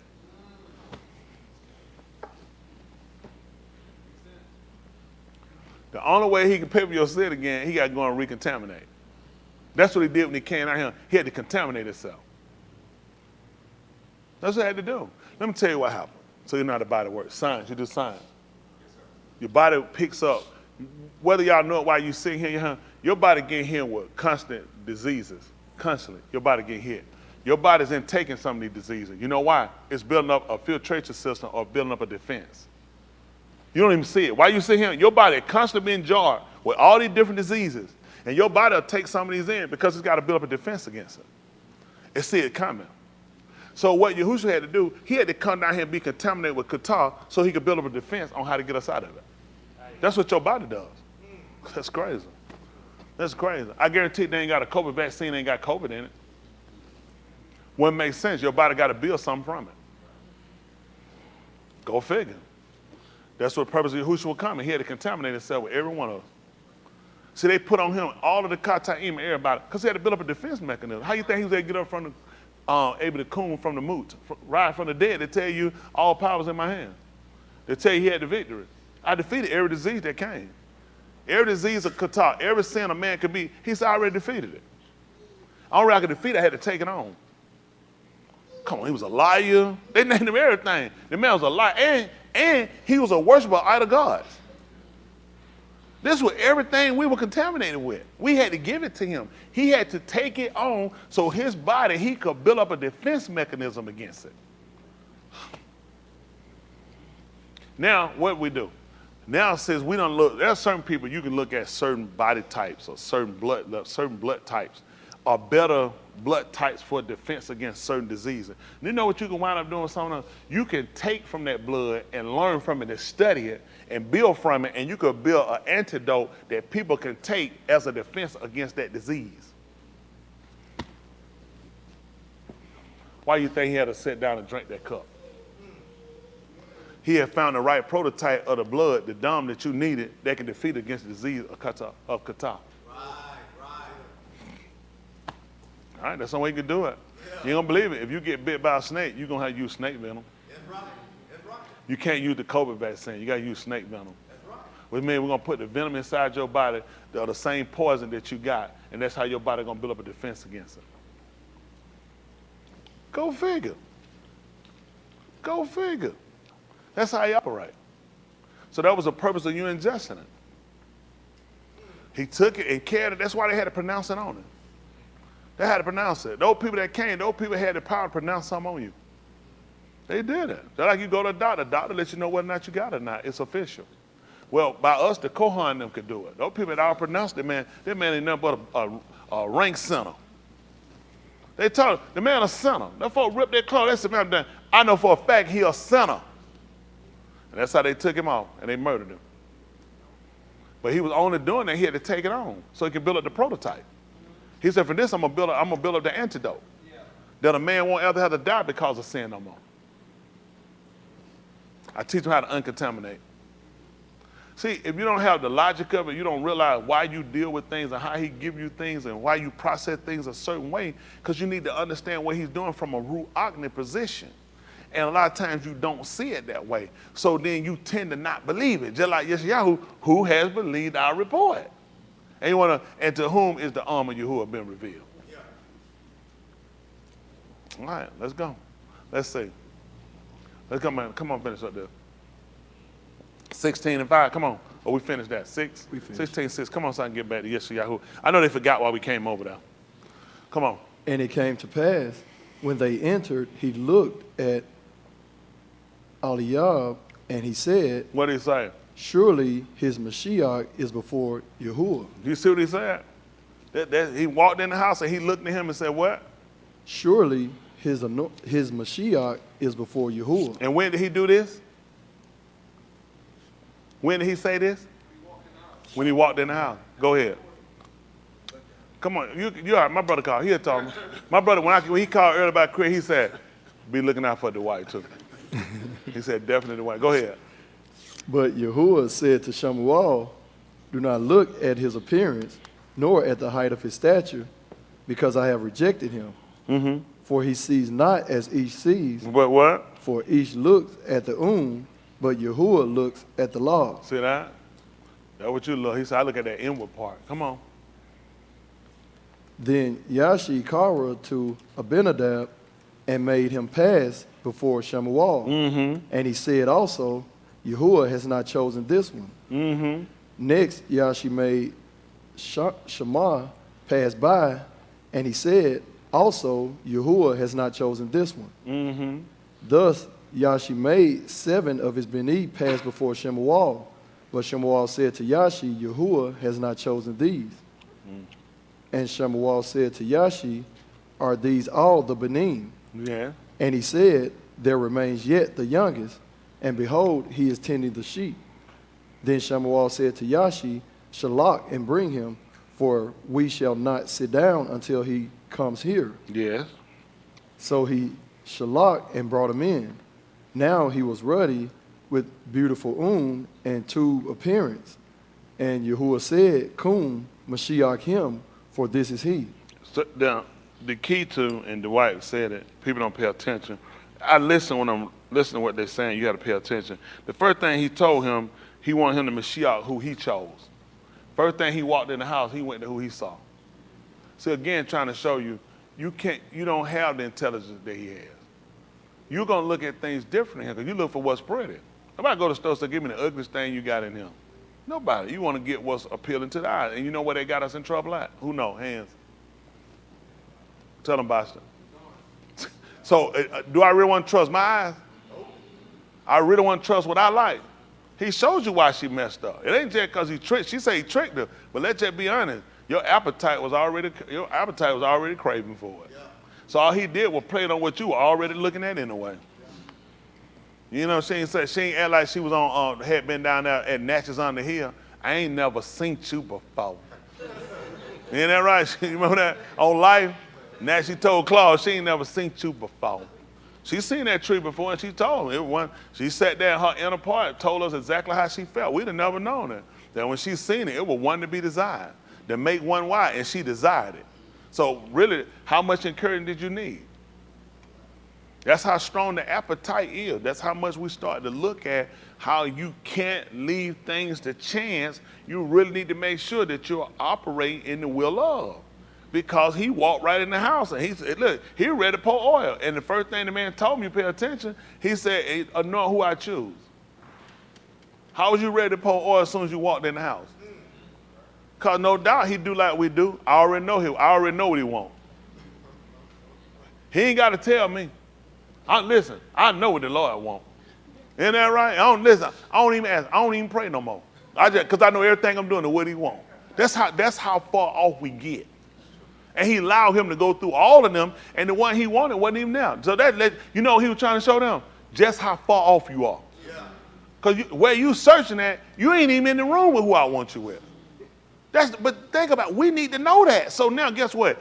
This becomes a precautionary reason for me to start looking at when I get ready to do something, how close and accurate am I with the will of Elohim? Because he right here, yet the person you're looking for, he not even here. You looking through some stuff. I hadn't chose any of these. You should have waited. I told you when you went, anoint Mashiach who I choose. Why are you looking? Okay, come on, get back to what we had. That makes sense? That sound logical? Let's see right quick. Get back to the Yeshayahu, the 53rd chapter. I think we left out verse 3. Yes, sir. 53 and 3. Yeshayahu, they call Isaiah. Does it make sense to y'all? Yes, sir. And see, this not just a lesson for you, this is a lesson for me. This is a lesson for all of us when you start looking at making sure you're maintaining. First thing is to know what the will of Elohim is. Come on. Okay? But the writings tell us, hold on what you got. 5:13, Ephesians. Yeah, I know what you would quote. Yeah, you started out good. I don't know if you'd have got all of it, but you started out good. Ephesians 5:13.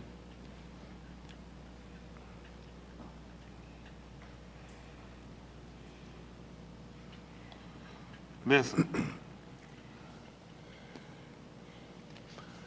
But all this is kazun when it is proven by the Aur. For everything is kazun is Aur. Hold on, see that? He said all these things are approved by. Is that what he said? What did it say? Revealed. But all this is revealed by. Did you say approved? No, sir. Sound like you said approved. How many of y'all trying to be saved? Y'all heard approved? Raise your hand. That's all I'm trying to make sure. What you say you said? Kazun. How many of y'all trying to be saved? How many of y'all heard approved? Put your hand up. Start, Chris. Where you at? What my brother called. What you say? I said approved. That's what I'm saying. That's all we want. That's all we want for to be honest on their own, isn't it, right? All right, so listen, but rather, again, whenever you see this word, you know something stated before, rather. So we're dealing with a second. All this is revealed when it is proven by a or. So this is what we have. Light come in to manifest exactly what it is. Okay? When we heard Barashit, Bara, in the beginning, created, Elohim, Hashamayim, the heights, expansion, then the rocks, all this. Then we didn't really know all that. Really, I mean, that's pretty good saying. You ain't gonna believe it though. We didn't know it till he said, "Let it be light." Right. Right. Okay, he did. It was in the dark. So how did you know it? We didn't. We didn't know it till the light came. So guess what we found out? We didn't know nothing till Yahushua came. Yeah. That be the sun. That's right. See, wasn't nothing made manifest till the light came. Yes, sir. See, if you don't understand the conversation, you're not gonna make it. Not gonna get it. See, wasn't nothing understood until the light came. That's right. He told you when it came, it said the Kashaf couldn't even comprehend it. That's right. Something had been made. It didn't know that before. I didn't know that. I didn't know that was the highest, and we would have beneath. Not till the Aura came. See, that's what he said, whatsoever make manifest, I was trying to tell you, it proved it. When it came and made proof, he did all this in the dark. So how you see it in the dark?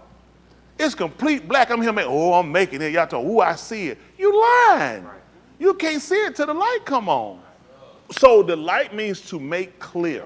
That's all light means. Sometimes they would show you in school, they had cartoon, a bulb, come bing, a bulb show. Guess what? Amazing, they put a light bulb with it. Yeah.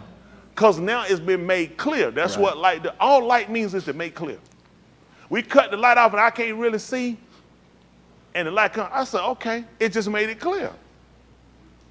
So understand you've been saying something, but you hadn't understood what it does. So when the Ben came here, there were writings we didn't quite understand. Okay? There were things that we were not really conscious of or were kind of vague. So when Yahushua came and explained it to us and learned us, taught us and showed us and instructed us, we said, you know what? You light. Because you just made that clear to us. That was the whole purpose of him coming, his teaching was to manifest to us what the Abba had done. See, what he did in Barashit, it wasn't evident until light came. So it became evident about him being the Father, the Abba, when we saw. Wow. That's real clear, right? That's what we do. The word he put up here, what is this? You put a word up here for us? Galah, to denude, especially in a disgraceful sense. Figurative, to reveal, exile, to reveal, to capture. So we're looking at to reveal. So the word is Galah. Y'all got that? I want that denude, like put your clothes back on. I like that. Because you naked. You need to denude your, Sit down, put your clothes back on. Huh? So that's what we look at, to reveal. Okay? So we'll use that word somewhere else. How about that? So this is 13. So now, see, I want you to understand statements. So now you understand that. I want you to encompass it. So I want you to master. When you really got a mastery of it, it helps you to understand how things work and how light and what was the purpose of light. So now you understand a statement he made years ago when I first heard it. He said even Kashak was light. I never understood that years ago. I didn't. It made no sense. But he said, but if it manifests something. Right. That's right. See, he said that's all it was. The reason why he didn't need the light when he created, he said, because I can clearly see it. I could clearly see it. Got what I'm saying? Yes, sir. So he started to realize, to try to show you. He said, even the Kashak is light. You ain't gonna believe it, because Yahushua was a man of color. And he made everything so clear to us. So now he proved to us that darkness was light. That's right. See that? What you gonna do with it? If it a lot, think about it. You read a page that's white, but the letter's black. So what make it clear to you, the white page or the black letters? What are you reading, the white page or you reading the black letters? So even darkness is light, because it made it clear to you. You got what I'm saying? Yes, sir. Okay. All right, look, I know. What if I wrote in blue? What if I slapped you? Somebody, I know who you are. Don't even raise your hand. I know one of them. Dexter. Come on. 14, listen. Therefore, he says, Do what? wake up, you who sleep, and come from the moot. So he going to tell you to wake up because, hands. Tell them why. Hold on. AB, what you got? Because you were sleeping. Okay, that's another slap. What you got, Austin? Because you weren't conscious. See, everything he referring to, because you're starting to look at states. You can be in an unconscious state, and a lot of times you give people what people know. Like sometimes, I was calling your name, you be like, I was asleep. Or something going, they were like, we was in here, and we were doing something. You like, I was so asleep, I didn't hear nothing. Because I was unconscious, which means I wasn't conscious of what you were doing. So the fact that he's telling them to wake up, because I'm trying to get you to a conscious state. Y'all got what I'm saying? And that's what he's trying to give the rest. So just like sometimes you might shake a person. You say, Cam, he wasn't sleeping, he wasn't paying attention. So how I get him to correlate it is the fact I stated to him, he need to wake up. Because that's how we typically know I said to be in an unconscious state. But you can be conscious where where your eyes are open. But how many of you done that and people say something, you're like, huh? I missed it. So it's typically almost like you were asleep. So now he's telling me, wake up, awake thou those who sleep, and Come from the moot. So now we talking about what puts us in that state. What puts us in this state? Kata. Kata. So now I need you to get conscious of your actions so you can get up from the moot. And listen what's going to happen. And Hamashiach shall shine on you. See that? Then he'll make it clear. Y'all got it. I started from the end of telling you that, because I should have told you how we read is that the Mashiach going to shine on you so you can wake up and you can get up from the dead. But he told you the latter first. I'm telling you about what state you're in. You need to know that first. What a state you're in. I want to let you know. See, sometimes I get your account. I tell you you're dead. You're trying to figure out dead. That's the first time they tell you something else about the Mashiach going to shine to you. You're not going to really pay attention to that off the rip. But I talked about something that you really care about to start to tell you that you're dead. That make you start listening and want to inquire and become inquisitive, want to know dead. Then I'm trying to explain to you about the state you're in. Then I try to let you know what can deliver you from that state. All these, the way he actually gives it to us, it makes a lot more logic, because he attacks you on getting your attention. Hey, fire! That's going to get people attention. Certain thing going to get people looking around fire. Or somebody like, he got gun! Well, people start gun. Why? Because they know what a gun to do. A gun to shoot you, to kill you. Got what I'm saying? So certain things you say get people kind of more reactionary. And that's the purpose of getting you reactionary enough to get conscious to the state that you're in, and then let you know how your liberty comes, which is your freedom. Same way we look at my halak, it's also a freedom. You don't see that way, do you? My halak, that's a journey or walk. It's also freedom. Based off of when they came out of Mizraim. What did they ride on? What did they drive? What did they fly? So guess how they saw my halak? It's a liberty. Shaul told you to stand well in that wall. Where in the Mashiach did what? And be not entangled what? With. So that's how you're going to do it because he told you? Yahuwah expressed to them. They knew why not to go back to Mizraim. That's captivity. That was death to me. That was death to them in Mizraim. They were going to die. They had outnumbered the people that had them captive. That's all they knew. It was death to them. So he just told you, I just freed you. He told them not to go back. He said, you shall not return the way you came. That's why y'all come in one door and go out another one. Because it's a premise taught. You're not supposed to go back the way you came. You know what we wind up doing a lot of time? Backtracking. Yeah. He tried to stop them from backtracking. That when they went out of way, they couldn't go back that same way. He told them about when he went and spoke to them, he said, don't you go and eat nothing in the house. Don't you go back the same way you came. That was it. When you went one way, you went back another way. Y'all got it? So it taught them to stop crossing back over yourself. See, a lot of times we're habit-forming people. We beg from going back over the old stuff, bad stuff. Mm-hmm. I done it again. I went back to my old ways again. So the way to teach them from doing it is when they went out one way, you could never return back that way. Do this. Nick Damone, they call him Nicodemus. So when Nick Damone asked him, when he talked to him about a man being born again, what did he want to know? Go back to the world. What time? And he wanted to let him know, and you're supposed to be a teacher? Does that make sense that a grown man, a grown woman can go back into the womb? That's a passageway you can't go back. See, they start to understand things that when you went out of the way, you can't go back that way. The way you came in is a right. You can't go back that way. You're going back another way. Y'all got it? So now this was teaching them about not going back behavior. When Shaul said leaving those things behind, because he was doing what? So how did he have to see it? I can't go back. This song we just recite.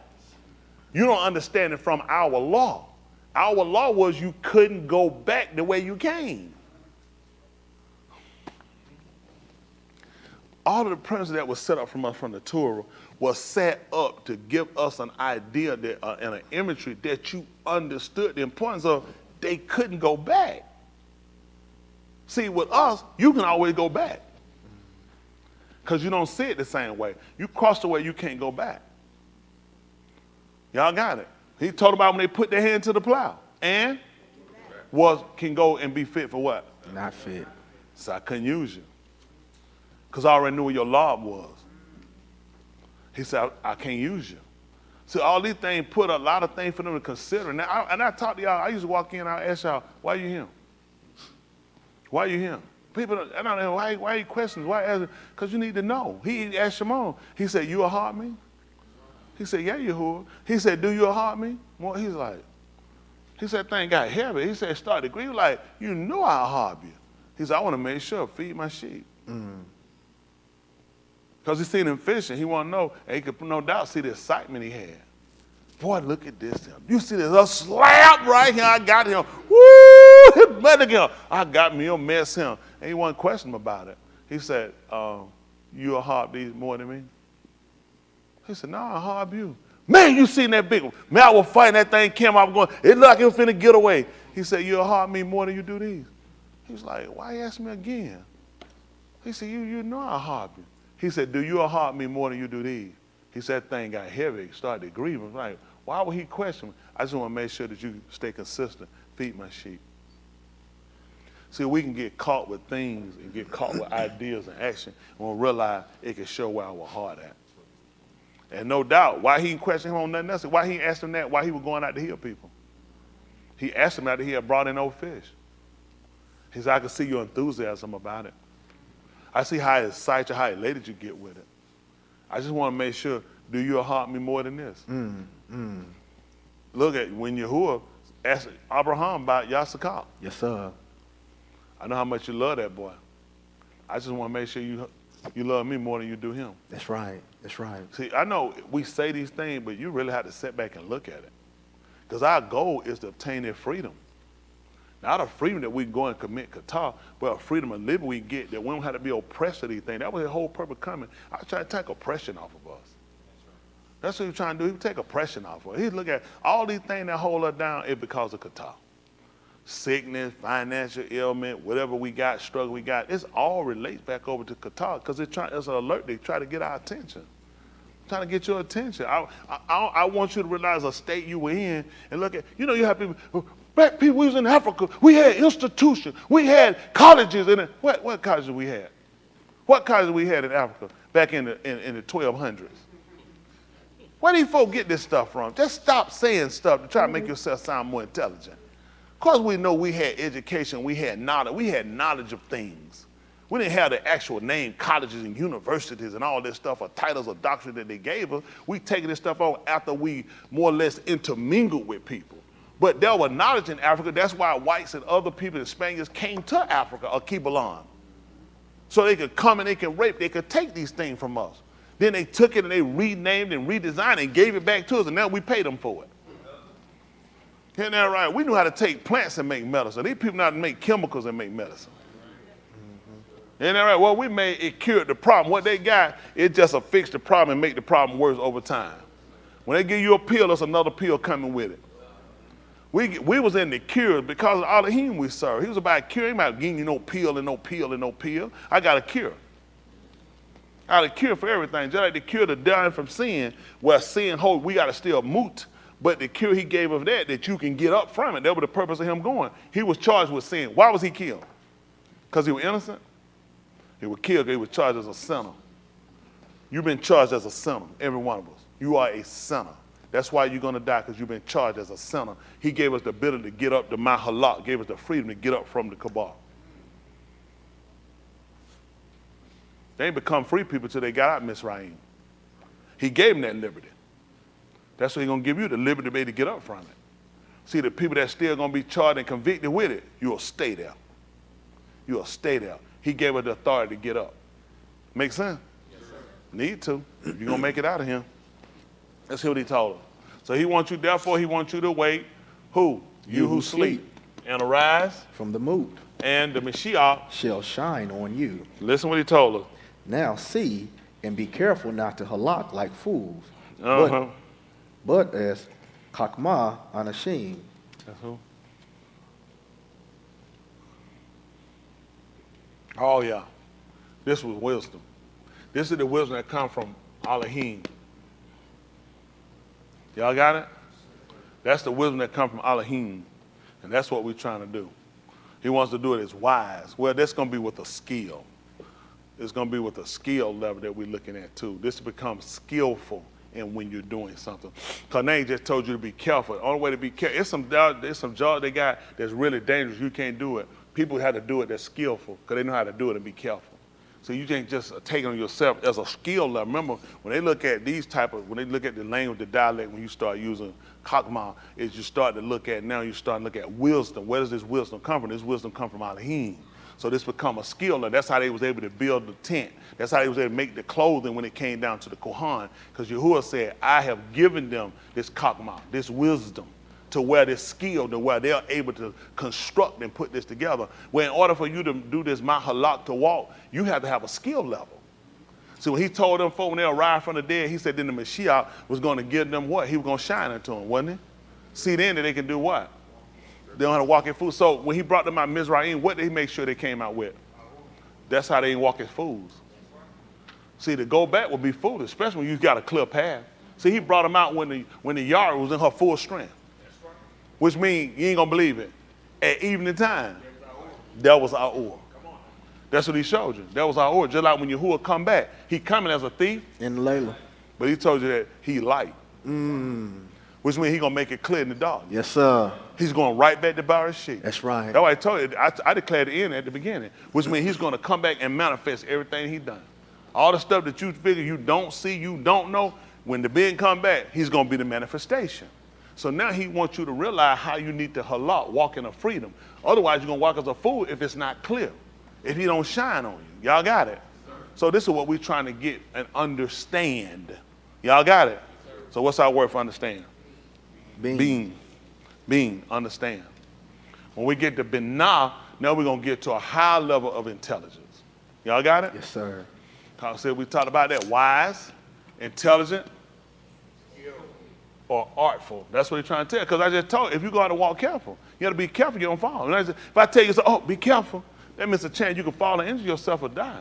So guess what? I pick up this pathway, and don't be careful, I mess around, I'll die. So I need a skill level to walk this. That's right. I need an intelligence. That's right. I need some information to make sure I don't wind up dying. A lot of people have died embarking on this journey. So you need a skill level. That makes sense? All right. What we got right here, though? Be not to see that. And we talked about that to do what? This is how they looked at it. This is to understand. This is to show you understood if you can separate mentally. That's how they looked at it. Mentally, can you separate? Sometimes people wind up jumboing junk together. He said, mentally, you don't understand. Right. Because stuff is all jumbled up in your actions. Right. So he looked at whether or not, this is how they looked at whether or not you knew what you were doing. You had understanding. Can you mentally separate? Hello? Mentally, you have to be in a state to be able to know you can be together, but at the same time, you got to understand your individuality when it comes to your salvation. You got to be able to mentally separate. And a lot of times, that's what get them. Why you thought? He even told the person about running, lest you grow weary, consider him here doing such contradiction of kata'in, lest you grow weary, because you don't know how to mentally separate. He did not say you're going to faint in your heart. You're going to faint in your mind. Because you don't know how to mentally separate. So a lot of things get you and it'll overwhelm you and it'll tear you down and break you down. And it look like it gets worse and worse for you because you just lack a skill level. But I could teach you, I could help you. He told you I'll give you ra'ins, pastors after my own law. You ain't going to believe what I can do. With knowledge and understanding. I give you da'ah. And I give you hakam. I give you that understanding that comes from him. Y'all got it? Understanding, the knowledge. That's what you need. That's what I get. See, I don't try to measure myself out by other people. Like I said, we're not the other that judge themselves by themselves. In so doing, he said that wouldn't be wise. That's I would right. lack a skill level. That's right. I know I'm right because a Hebrew Israelite preacher wrong. That'll show you right then that I'm unskillful. That's what he said. He said we don't do it. He said, see, I just do it according to the rule. Come on. Yes, sir. See, the measuring stick already been laid. I got to just make sure I just measure out. That's to right. It. That's right. Y'all got it. Don't be trying to run and try to put yourself in comparison with other people. Just stay with the rule.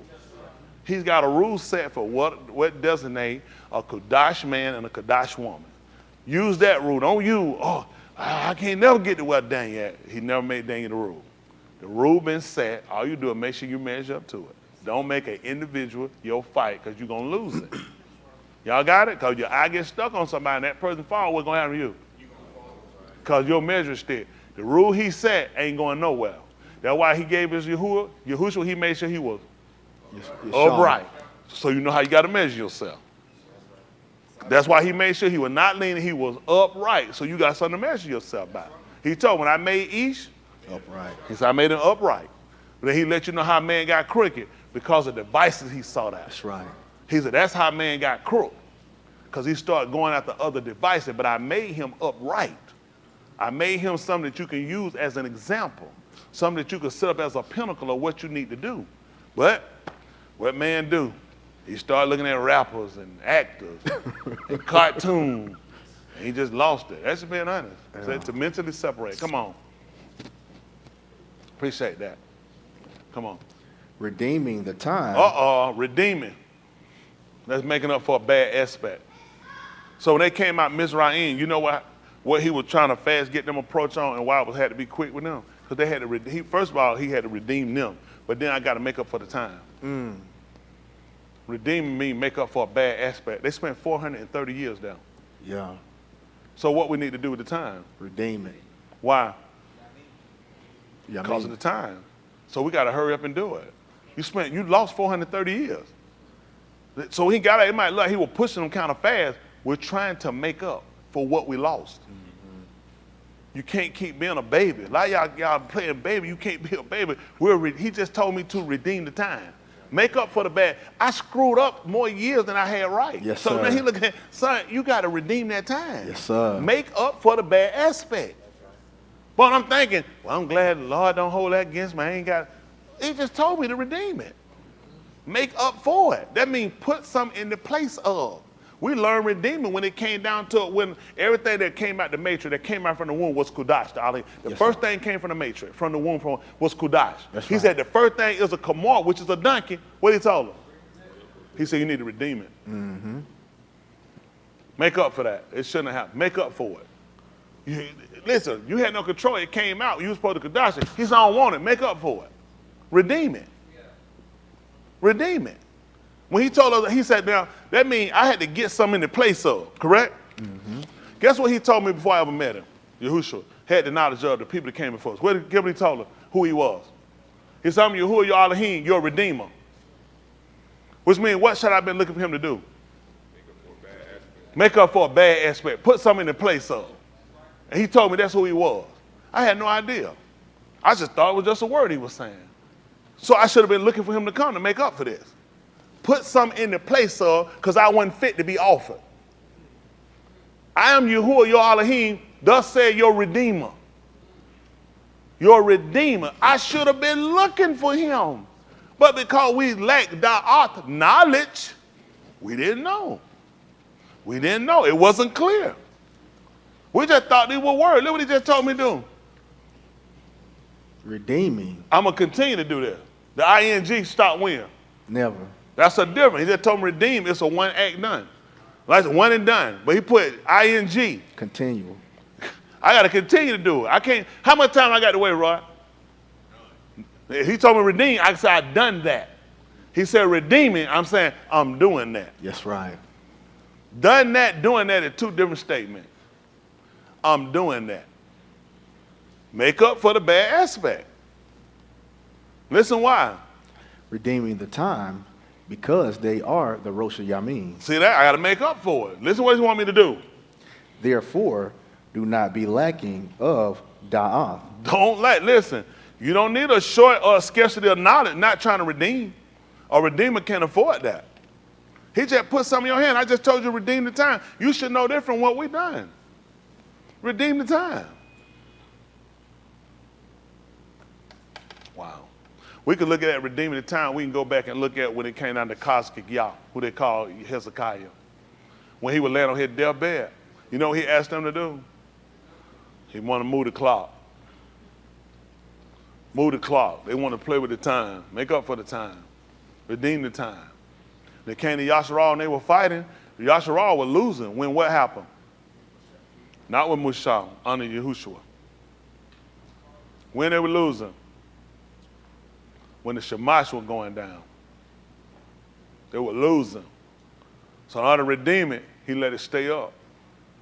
I got to redeem it. I got to win. You losing when it's going down. You were losing. So I made it stand still for the space of a whole day. I just redeemed it.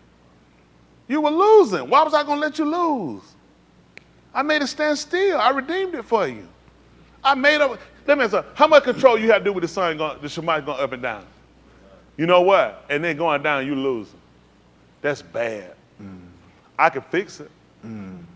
I can make it stand still. Right. Till you win. Right. I'm your redeemer. If you don't know, you don't know. I tell you, you don't know. You actually don't have yada. You don't know. And everything beats you and defeats you because you don't understand. Let me see. When I'm going to need a redeemer? Hands. Tell a woman need a redeemer. When something bad happens. He's exactly right. And he said, thus said Yahuwah, what's going to be going on with me? He's going to be redeeming. Something bad is happening. He needs to now manifest himself in my life. And I'm so complaining and praying. You know, first thing I pray, Lord Jesus Christ, and all the other names of other hostesses of God. Please don't let nothing ever happen to me. When will be your redeemer? So now you understand why things happen. I told you who I was. Thus said Yahuwah, that heal all your heal all your disease. That's a check come with that. All your diseases. Went to the doctor the other day, and what wrong? I went to the doctor the other day. They said, man, I'm sick. I'm about to give up, man. I don't know what to do, man. Trying to do all I can do, and I'm sick, man. I don't know why I'm sick. It don't make no sense. He said, because I heal all your diseases. So when I'm going to need him? When I'm sick. Why did I put this on Ain't Saved, and he want me to burn in Sheol because I'm sick? Or he got me sick so I could see that for myself, that I could tell somebody he's a healer. Until then, it's all written. You don't really know that, do you? Not until you get a disease. And he heal you. And you start to know him as who? He's a healer. See, but we so busy fighting, all these things got to be made clear to you. So when it's going to be made clear? All you doing is reading writings. When is this going to be made clear to you? I'm going to let y'all go. Y'all ain't there. I can see in y'all face. Y'all ain't there. Y'all not there. I'm going to let y'all go. Y'all good. I ain't going to catch no pearl for no swine. I ain't going to get nothing Kadash to no dog. We good. So that's good. Listen, this is not a forced way. Y'all guys got to look at this. This is what you do. You look at where you at. You look at where you at ruach, spiritually. You're not growing for reasons. Because of where you at. The thing that you encompass, the things you put in the forefront of what you're doing. And that's where y'all at. That's just where y'all at. So we're in that because I'm not trying to force nothing on y'all guys. I'm at a different place in my life now, okay? Where I'm at in my life at, I know what I got to do, okay? I'm going to teach you. I'm going to tell you what you need to do.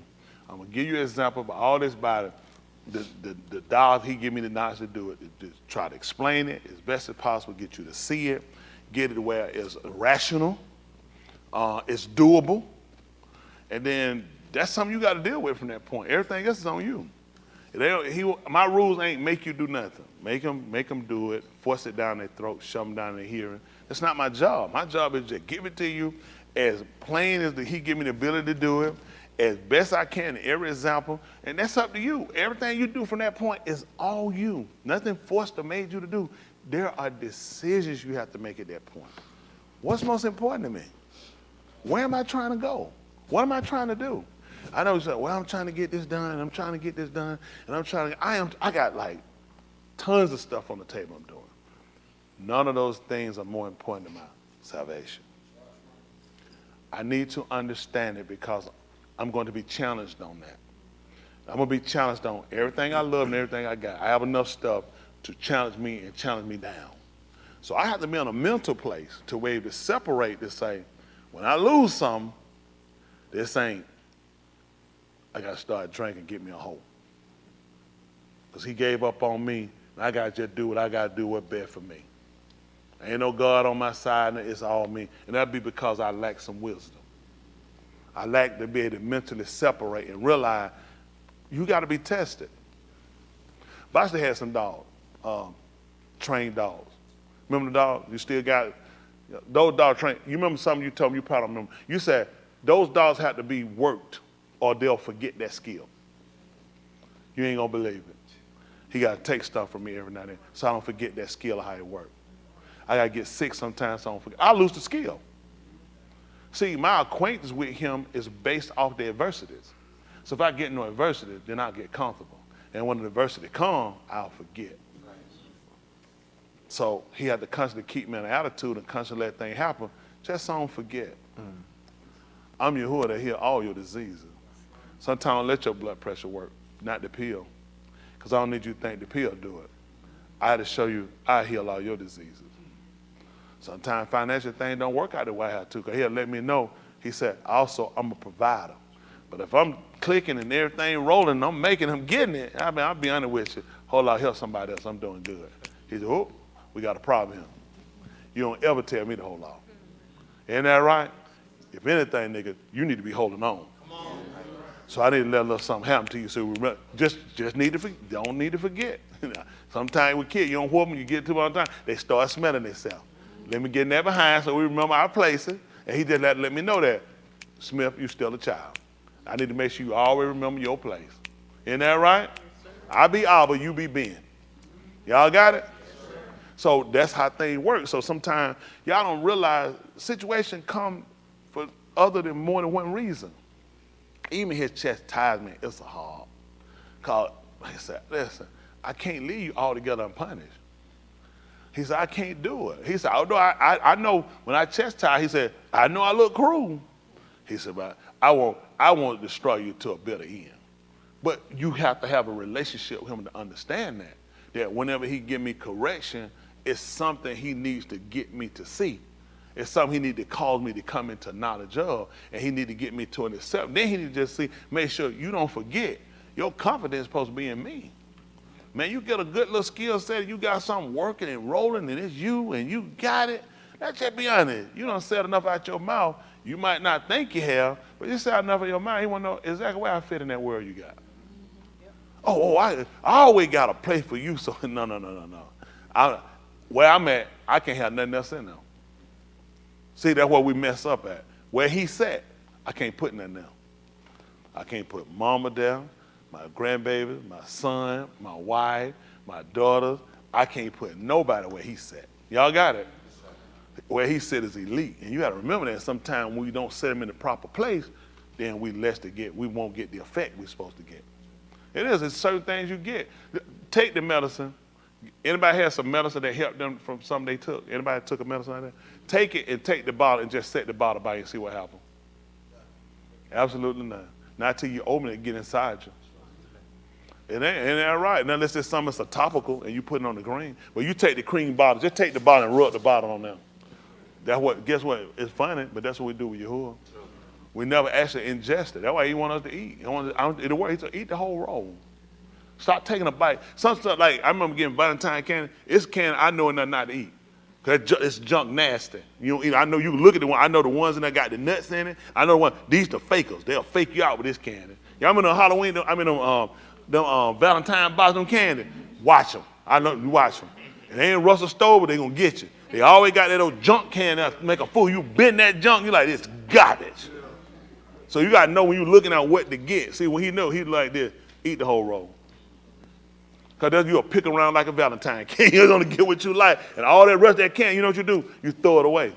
Or find somebody who eat this junk. You eat this stuff. I don't eat this stuff.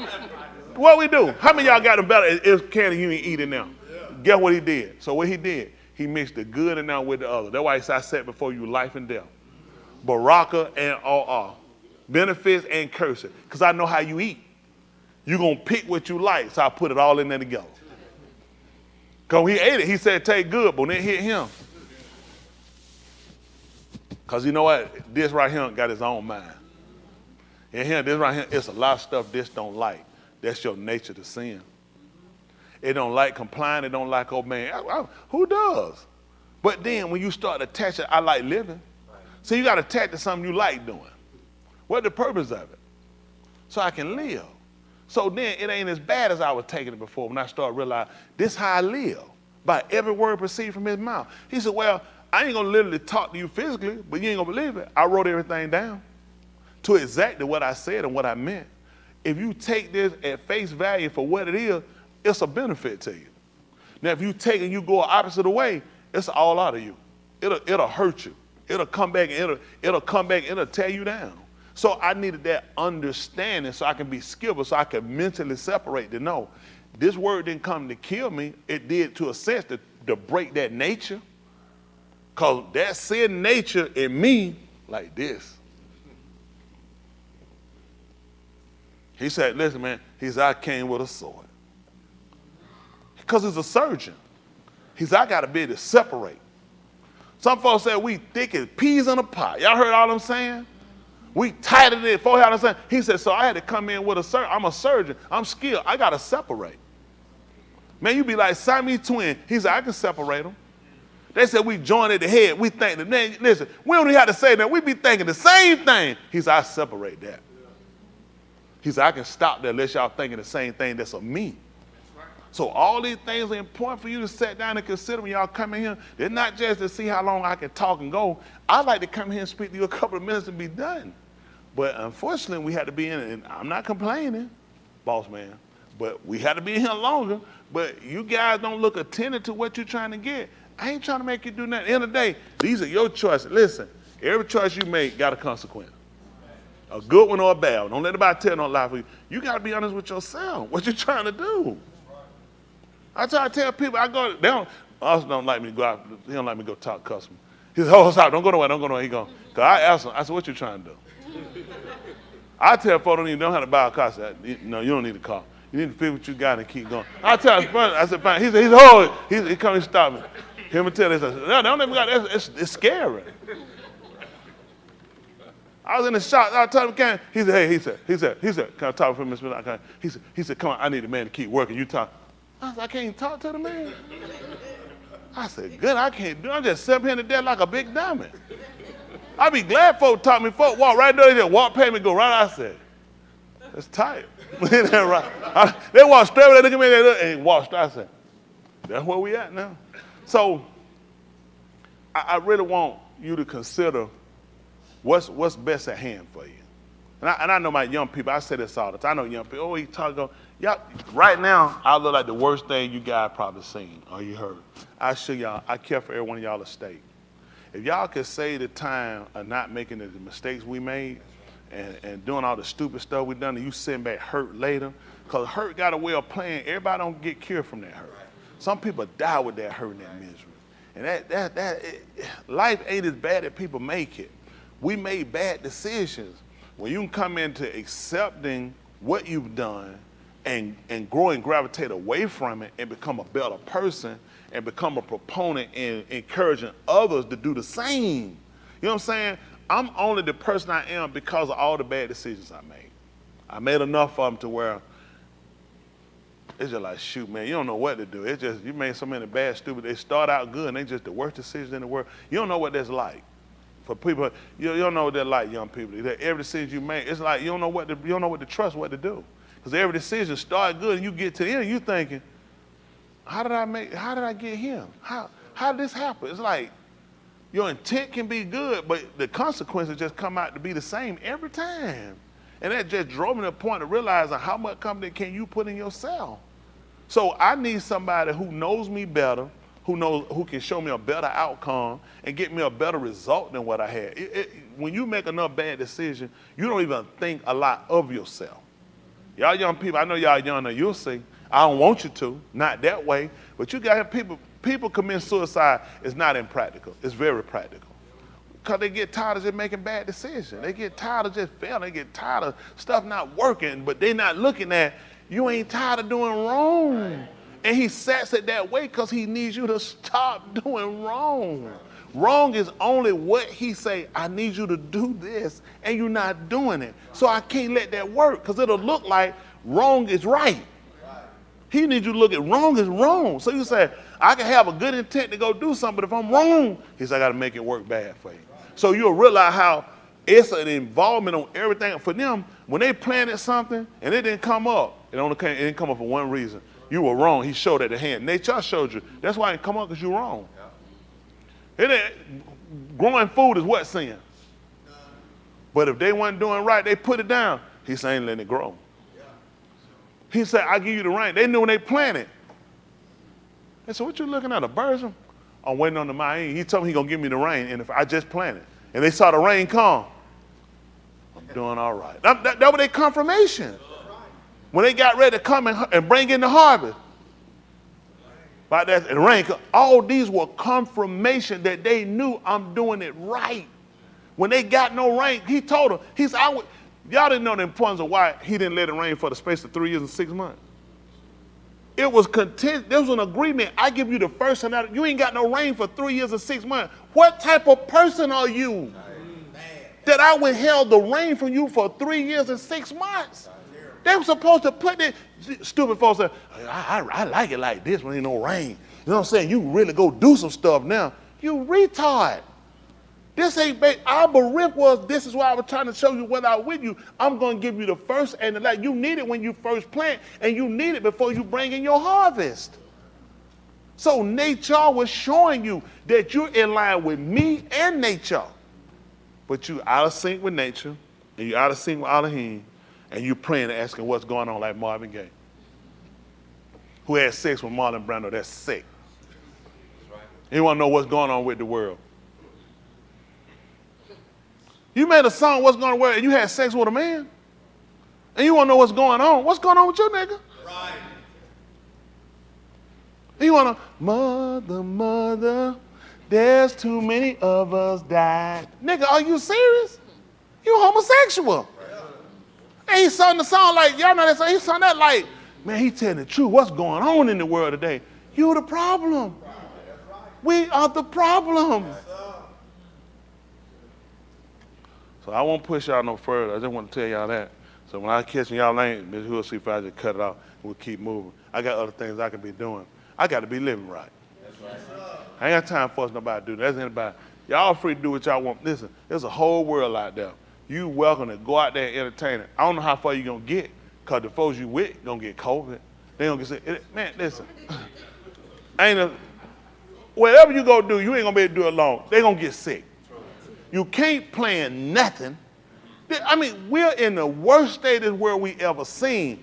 This is crazy. What can you possibly be doing that you'll give up on this man to go do what? There's a shortage, a lack of everything. The housing market is retarded with the interest rate. No one can afford a home. There are no $80,000, $70,000, $100,000 homes. The minimum home is $250,000, $300,000. The note is astronomical. It's never been a time it's cheaper to rent than buy. It was always cheaper to buy than to rent. It's bad. It's bad. And you got time not to take this serious, to realize this man is toppling and overturning this place. World leaders are being toppled. They don't care about the people. They looking at, I'm not finna be like you. I'm not finna be struggling and be at the hands of hand and foot, mouth fed by these people. I'll kill and blow the whole thing up. That's the mentality of people that rule you. See, it's okay for you to starve. It's okay for you to beg. It's okay for you to holler. It ain't okay for them. These people hold nuclear codes. These people all have nuclear weapons. He's toppling them. Where do you think they put us at? It's just a matter of time. It's going to be the government against the people. Russia is listen, this is a footprint. This is a major footprint. Russia is a major country. This is not some South American country. This is not some country over in Africa. This is a European country being toppled by its military. You don't think this military watching these people? You don't think this the only coup? Y'all think that's the last coup? Y'all don't think a lot of these military are sick of this stuff? How much money these people keep getting and these guys getting nothing? These guys looking at, they just had a ex-military crying in his car about the VA and how the VA sent him here and here crying and grabbing. He can't get help from these people, but they gave him guns and bombs to go kill people, and now he can't get help. All these military watching him. All these people grow up. This is what's going on in these other countries. These folks are fighting against their own military. These folks are fighting against their government. Yahuwah told us this was going to happen. Time to get it right, folks. You better look at what manner of person you need to be. Yahuwah overturned their play, and these the last days. He told us judgment going to start with us. And it's a good thing that you get your correction on this side. You don't want the other side. That's right. It'd be bad for you to die. Listen, I'm going to tell y'all something. I'm going to try to get ready to let y'all go. Y'all going to get y'all money. Let me tell you something. Two ways they're going to work out. So you'll know it. Yes, sir. You need to know how it work out. I ain't clueless. I'm not clueless by a long shot. Okay? Listen. I'm very cognizant of what goes on. There's not a lot of stuff that get past me. Can y'all agree with that? Yes, sir. If I miss it, He wants you to miss it. thank you, Chris. You don't get no check for that. Tell him again. If I miss it, he want me to miss it. That's intentional, because he got something for you. You won't ever get by me on your best day, unless he want me to miss it. He's not intending to save you. So when you feel like you're getting it and you're doing it and you're smart and you're getting away with it, you're not. That's right. He want me to miss it. Because he know what I'm going to do when I catch it.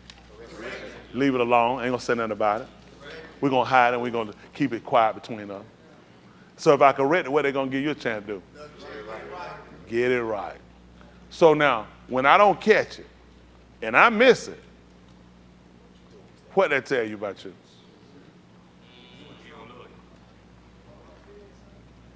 This ain't gonna be hard to figure out. It's only two ways they're gonna go. He only want me to miss it because he's intended something else for you. And I only get in his way. That way he told me before, lest you see with your own and you understand with your law and you be converted. He said, then I got to heal you. See, he can't afford that.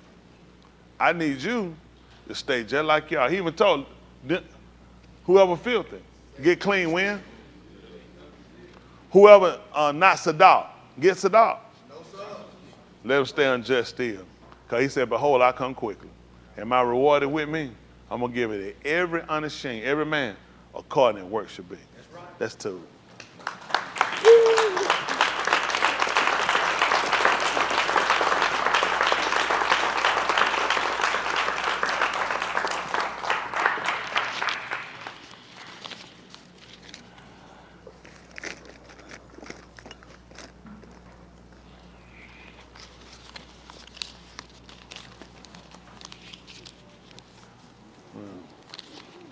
You got 2 5s in there?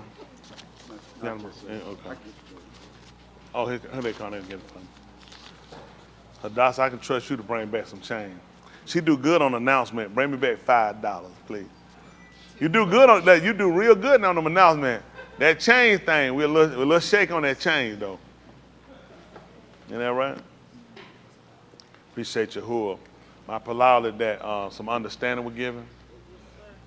That my palau always that we get this thing right. This thing winding up on us, y'all. Y'all, we can't afford to be on the outside. And I appreciate what he's doing for us and give us the word, and we ain't got to make up no hocus pocus. A lot of folk ain't getting it. Y'all can believe it or not, there's a lot of folks ain't getting it. When they getting it, it's more confusion than it's understanding.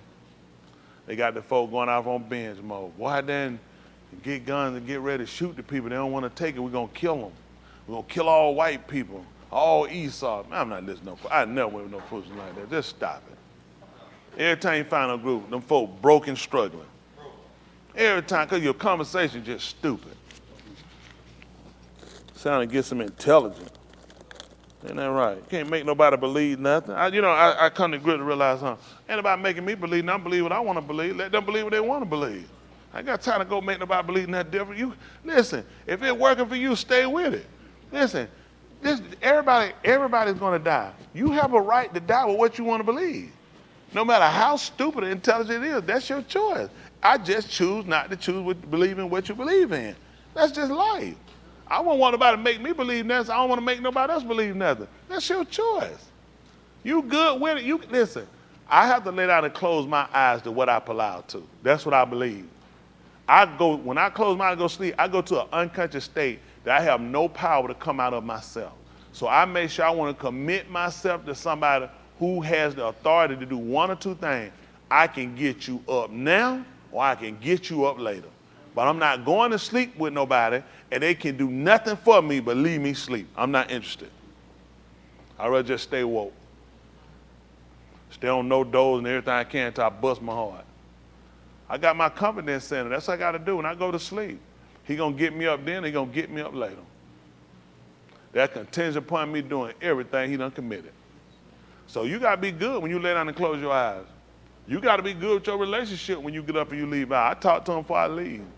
I got to talk with him. I got to get with him and let him know, I appreciate it. You brought me out of state. I couldn't have brought myself down. I know y'all feel like your clock got you up. There's a lot of folk clock went out and they didn't get up.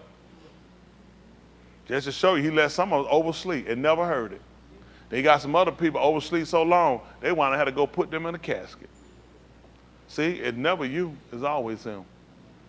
So when you start to consider that, who you need to talk to and who you need to consider, because I get on the street, on the expressway, man, I don't know what's in some of them folk mind. Some folk probably in a bad situation, where they feel like, man, I'd just slam in the wall and kill myself. And I might be in that lane.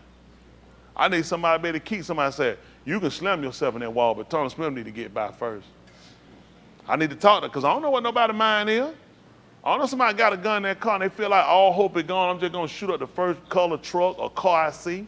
He might say, you might do it. He said, but you're going to have to wait till he pay it back.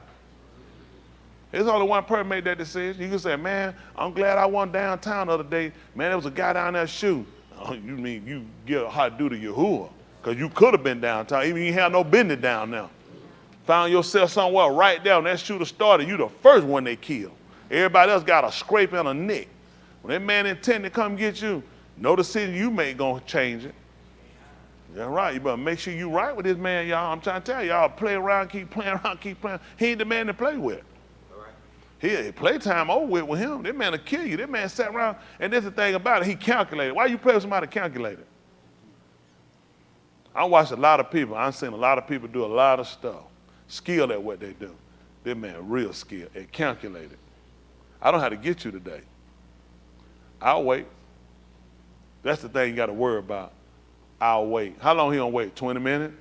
30 minutes? That man said, I'll wait a long time. I'll wait till you get down and you ain't got no strength. And then come visit you. You can't put up a fight. You're like, why you come now? I'm defenseless. I told you I'll wait. I want to get you like this. He's out as a time of a cruel one. Why you want to play with him, man? Any of y'all, why you want to play with him? What can you do? How high can you jump? You can't jump. You ain't worth no probably hardly nothing. But that man can come down. That's the problem you got to worry about. You ain't got to jump. He said, I'll come down. And he come down, that man gonna execute his will on everybody. Never much part. You be a fool not to get it right. You want some good advice? If I was you, I'd get it right. You want some good advice? I'd take it a whole lot more serious. I've been taking it. This thing wind up, and the more you see people not, the more you need to encourage yourself to say, I need to get this right. Or you'll get laxadays, you'll get lax and feel like you're okay, and you'll slip. And you can mess around and slip to your own demise. Y'all hear that? We had him a law. He went up a ladder and he fell. Can you imagine that? He was going up a ladder, up a ladder to go to his bed, and he fell and would not recover. You don't want to play with a man when you can slip. Go to bed, you're going to slip and find out you won't be getting back up. That bed you laying on, that couch, that's where you're going to move that. This is who y'all really want to play with? Y'all, I mean, that's pretty serious. This is who you want to play with? Somebody who do thoughts, ideas. This man got trained killers out here. This man put people on suicide missions. Listen, jump on the expressway, wide slap on going down the wrong way. And then they trying to investigate. Well, I wonder what was going on in their mind. Find their social media. They ain't have no mind. Yahuwah gave them one. All he told me, this is what I need. I need you to get on I-20 West. The wrong way. Ain't that right? Go wide open. Ain't that right? I want you to go down the exit ramp. Wide slap open coming at you. And here you come. And everybody trying to figure and configure what happened instead of everybody looking and inquiring from the man who controlled the situation. He said, I did it. He said, should there be Rosha in a city and I hadn't done it? That's what your book said. He said, if it's Rosha, even in any city, he said, I did it. I caused it to happen. And this the man you want to play with? Only Yahuwah. Y'all people need to get serious about your life now. You don't know what that man got for you. They had two planes hit a building. He could have wanted one person. He said, the rest of them, that was your extra. I wanted one person. But they were in my way. You just never know. That man will go to, listen, he'll go to many lengths to come get you. When Abraham Lynch in Gerar, the Malak, when he took Abraham's wife and he hadn't even laid with her yet, he told he was gonna kill everybody in the city. Wasn't just the man laid with her. He said, I was gonna kill everybody. He said, everybody in your city is a dead man. He said, listen, only one man was gonna lay with her. And he said, in the honesty and integrity of my heart, I took her. Abraham said it was his sister. He said, I knew. He said, and I kept you from touching her. He said, because had you touched her, you was a dead man and everybody in your city. I'll kill everybody in your city for one man. Is this who you want to play with? No, sir. Think about it. You got to look and think about why your kids dying, why your family getting killed. And it be because of one man. One man was going to get a whole city destroyed. As far as what happened in Mizraim. He told him to go down and tell the Mizraimites, to go tell them to let them go. And then what he told Musa to tell them? Who he told him to tell? Who did he wind up killing? I killed their sons. I killed them. I destroyed the city. Because I told them what to do. I told one man to do something, and he didn't hearken. I took the people down. That's how detrimental, you know how we look at it. Well, get the one who did wrong. He said, I get the one that did wrong, I get everybody that followed. He told you the leaders of their people caused them to, what was it? And they that are led of them. That's how dangerous it is just let anybody lead and set over you. That's scary. Well, that's my power, that's on him. No, sweetie, that's on you too. I kill all of them to get one man. That's why you have to really sit back and consider your state and decisions you make. He'll kill them all. Y'all got it? When he had set himself against Ahab, you know he said nobody angered him more than Ahab. Out of everybody that ruled over Yasharal, he said nobody made him more angry than Ahab. Y'all know that? Nobody. It was a lot of leaders we had. Nobody. He killed Ahab and all 7 of his sons. One man can cause everybody to die. Y'all need to pay attention to what you're doing. Be real careful, because you can do stuff and you can feel sorry about it, but that man come back to pay you. You just don't know how he'll pay you. Isn't that right? That's the only thing about when you're dealing with him. You don't know how he's going to recompense. It could be small. It could be major. It could be relentless. That's Dawood. When he numbered the people. He killed Dawood for that, didn't he? What happened? He destroyed the people. Dawood had to fall down and beg him to let it fall on his house. That's how we got Yahushua. He said these people hadn't done nothing. He said, let it fall on my house. That's why we knew about Yahushua. He came from Yehuda, same place where Dawood came from. See, Dawood looked at the people, it was being relentless on the people being destroyed. All he looked at it, let it fall on me and my house. He said, I'm glad you asked. Your son will wind up dying for this. You got to be real careful when you make decisions. And he said it that way. This is what you have to look at, my closing. If when you do stuff, if there's no recompense, and if it's not severe, what's stopping you from doing it again? What's going to stop you from doing it again? I go to the store and steal $100 million. They give me 30-minute probation. So what I do? I regroup, get my life together, repent. So, hold on for a minute. Hold on. Y'all gonna tell me the punishment ain't gonna make me repent, look at doing better? Not that one. Why not that one? I mean, I did 30-minute probation. That's 29 minutes and 60 of pure torture. Pure torture, like Meeks was. That 30-minute probation, and he ratted on them guys. So I'm looking at 30 minutes of probation, and I stole that $100 million. All I'm thinking about the shame, the humility, the suffering, the consequences of this. This is something you ain't never got to worry about me doing again, right? When they do it for y'all? What the hell, Kim? Kim say stealing again. How many of y'all agree with that? So get what you got to do. I got to give you a consequence that way surpasses what you've done. So you'll start to measure out and realize it wasn't worth it. That's the whole key. It wasn't worth it. When you look at how he destroyed you, tear down, it wasn't worth it. It's to the benefit to hearken, to listen with the intent to do, because you just don't know how you're going to repay. And that's the whole thing about it. You don't have a book to tell you exactly what it is. I mean, when you took something, you had to restore it 4 and 7 folds. You're like, that's excessive.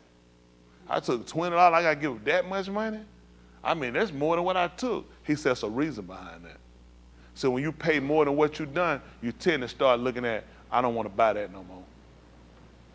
You know what I'm saying? When you wind up looking at how much you had to pay for it, but when you're not getting nothing in recompense for it, then you tend to keep doing it and doing it and doing it until he cut it all down and cut you off. That's why you can't play. So what if it's, I don't pay you now, I just rather pay you later? Huh? Same as cash.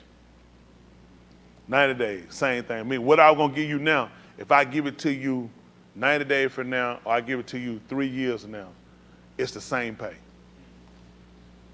Y'all done seen places like that let you buy, no nothing else. Get the same, huh? Same cash. No interest on it. I give you the same thing. Same price. 90 days from now, same price a year from now, same. He'll give you the same thing.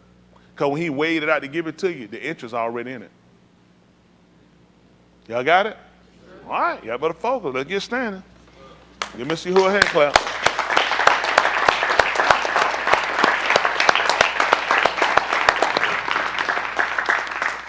Say Yahuwah. Yes, she got an announcement. Thursday was Caleb the Johnson's son birthday. All right, And happy tomorrow, birthday, Caleb. Happy birthday, Caleb. Belated birthday, it's already passed. Come on. tomorrow is Soraya's 10th birthday. Happy birthday, Soraya.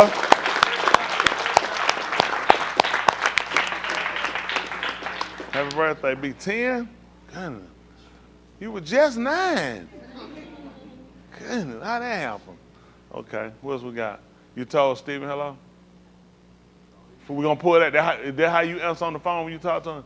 You on FaceTime? What? Yes, sir. We can't hear you in the mic. What happened? Oh, son. Yes, sir. Video. And you do like that? No, I was. How you say hello on the video? Hey, how you doing? What? How you doing? Hey, how you doing? We always ask, how you doing? We got to get her another green. Hey, how you doing? We'll get her another green. Appreciate it. Appreciate it. Give Mr. Who another hand clap with me. I'm get ready, we can palau. I be new, our Father. We give kabod, glory, kabod, honor to your Shem, which is your name, and to the Shem, which is the name of Yahushua HaMashiach, which is your salvation, the anointed one. For all that was rendered above we could think or ask. For all above the ability that we could ever manifest. Hadu, thanks, and $2 thanksgiving for the kaseed, which is the favor that you granted us, and not by works. For the recom, for the mercies you've given us instead of death, which is moot.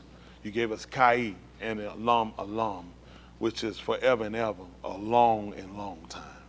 We allow that you blot out all of our kataim, our ma'al, which are our sins and transgressions, of the abath, of the fathers, of the benim, of the children, and of us, before salam too late, everlasting. We allow according to the berith you Shabbat, the covenant you vowed to Abraham, Yitzchak, Jacob, the Yahudim, to Yasharal, the Tuladah, even to us, which are their generations, our Tuladah, which are our generation, and those that are far off, that you were Yakrib, that you were called. Baraka, Jerusalem, the city, the foundation, Shalom. Your Shamaim, your Sabut, the height, expansion where you dwell in your armies. Your Shalakim, your Ra'ah, your Malaki, which are your sent ones, your pastors, your messengers. Lamed us, which is to show us and teach us and instruct us, and seal us with the Ruach HaKadosh, which is the spirit of separation. Let the debar of our paw, which are the words of our mouth, let the meditation of our laws, which is of our inward parts, be acceptable in your which is in your sight. We allow that you would allow your pioneer, your face to or upon us, lighten, and be our encampment and circle us all about. Barak out of towners and those over the yam, overseas, and keep them and strengthen them. Be a baraka to those we commit to you that support your dabarim, your word in every malkum, in every place, in leadership and authority. Those married, single, separated, sick, afflicted, behind prison walls, bereaved. Those that are in war-stricken countries in captivity. We allowed us to count us to escape the tribulation to come upon the alarm on the world. Be with those that are going through the storms, effects of nature as we consider ourselves. Hadu again for sparing Liz and the wetters of others. Recover the Yahudim and Yasharal, always. Those that we link and we are heirs to, according to the promise that you sent. Please forgive us for any thoughts, ideas, or actions we betrayed or demonstrated that goes contrary to your will. Forgive us for hypocriting and kazab and anything we've done that could cause us to be badal from your Kadash will. We allow that you acknowledge us as a unit, that we all come up into the to the da'ath, the knowledge that you've given us, how we are to halak, how we are to walk in freedom. And when we've done all we could do here on this side, we palau, in which we ask for a beth in your Elam Malkuth, which is a home in your eternal empire, where we can see your pioneer, your face, and tahalim your shem better, which is praise your name. In the shem of Yahushua, HaMashiach, we palau. Let us all say, Amen. Come home! Come home! A hobby. Well, I want to build a jetpack. Huh? A jetpack. You want to build a jetpack? It's hard. It is. I Googled one. You but Googled it one? had too much in It had too much work. You want to try to build a jetpack? it. Yeah. We're going to be watching you from now on. Yeah. It's All right, hold on, man. Let me get him a hand. Come on up here in line. Come on, focus. Come on, so I can. You don't Okay, have come the on, sir. right parts. You got to have the right box. Okay. But You all right? Ho. Don't, y'all slow down. What's up? Man, you tripping. Offer Amazon. You want to go to jet? Yeah. Yeah, that's the Caucasian side of you want to do that. Most black people ain't trying to build no jet bar. We want a car. All right, that's good. Let's sit It's around not here. mine. I got you. Hold on to it. Y'all ready? Totally. All right, let's go. Focus. Y'all ready? 1, 2, 3. Hit it. Ra'ah the little children. Ooh. All the children of the congregation. Ooh. Red and yellow, black and white. They are precious in His sight. Ra'ah the little children of the congregation. Woo! Come home. A hub you.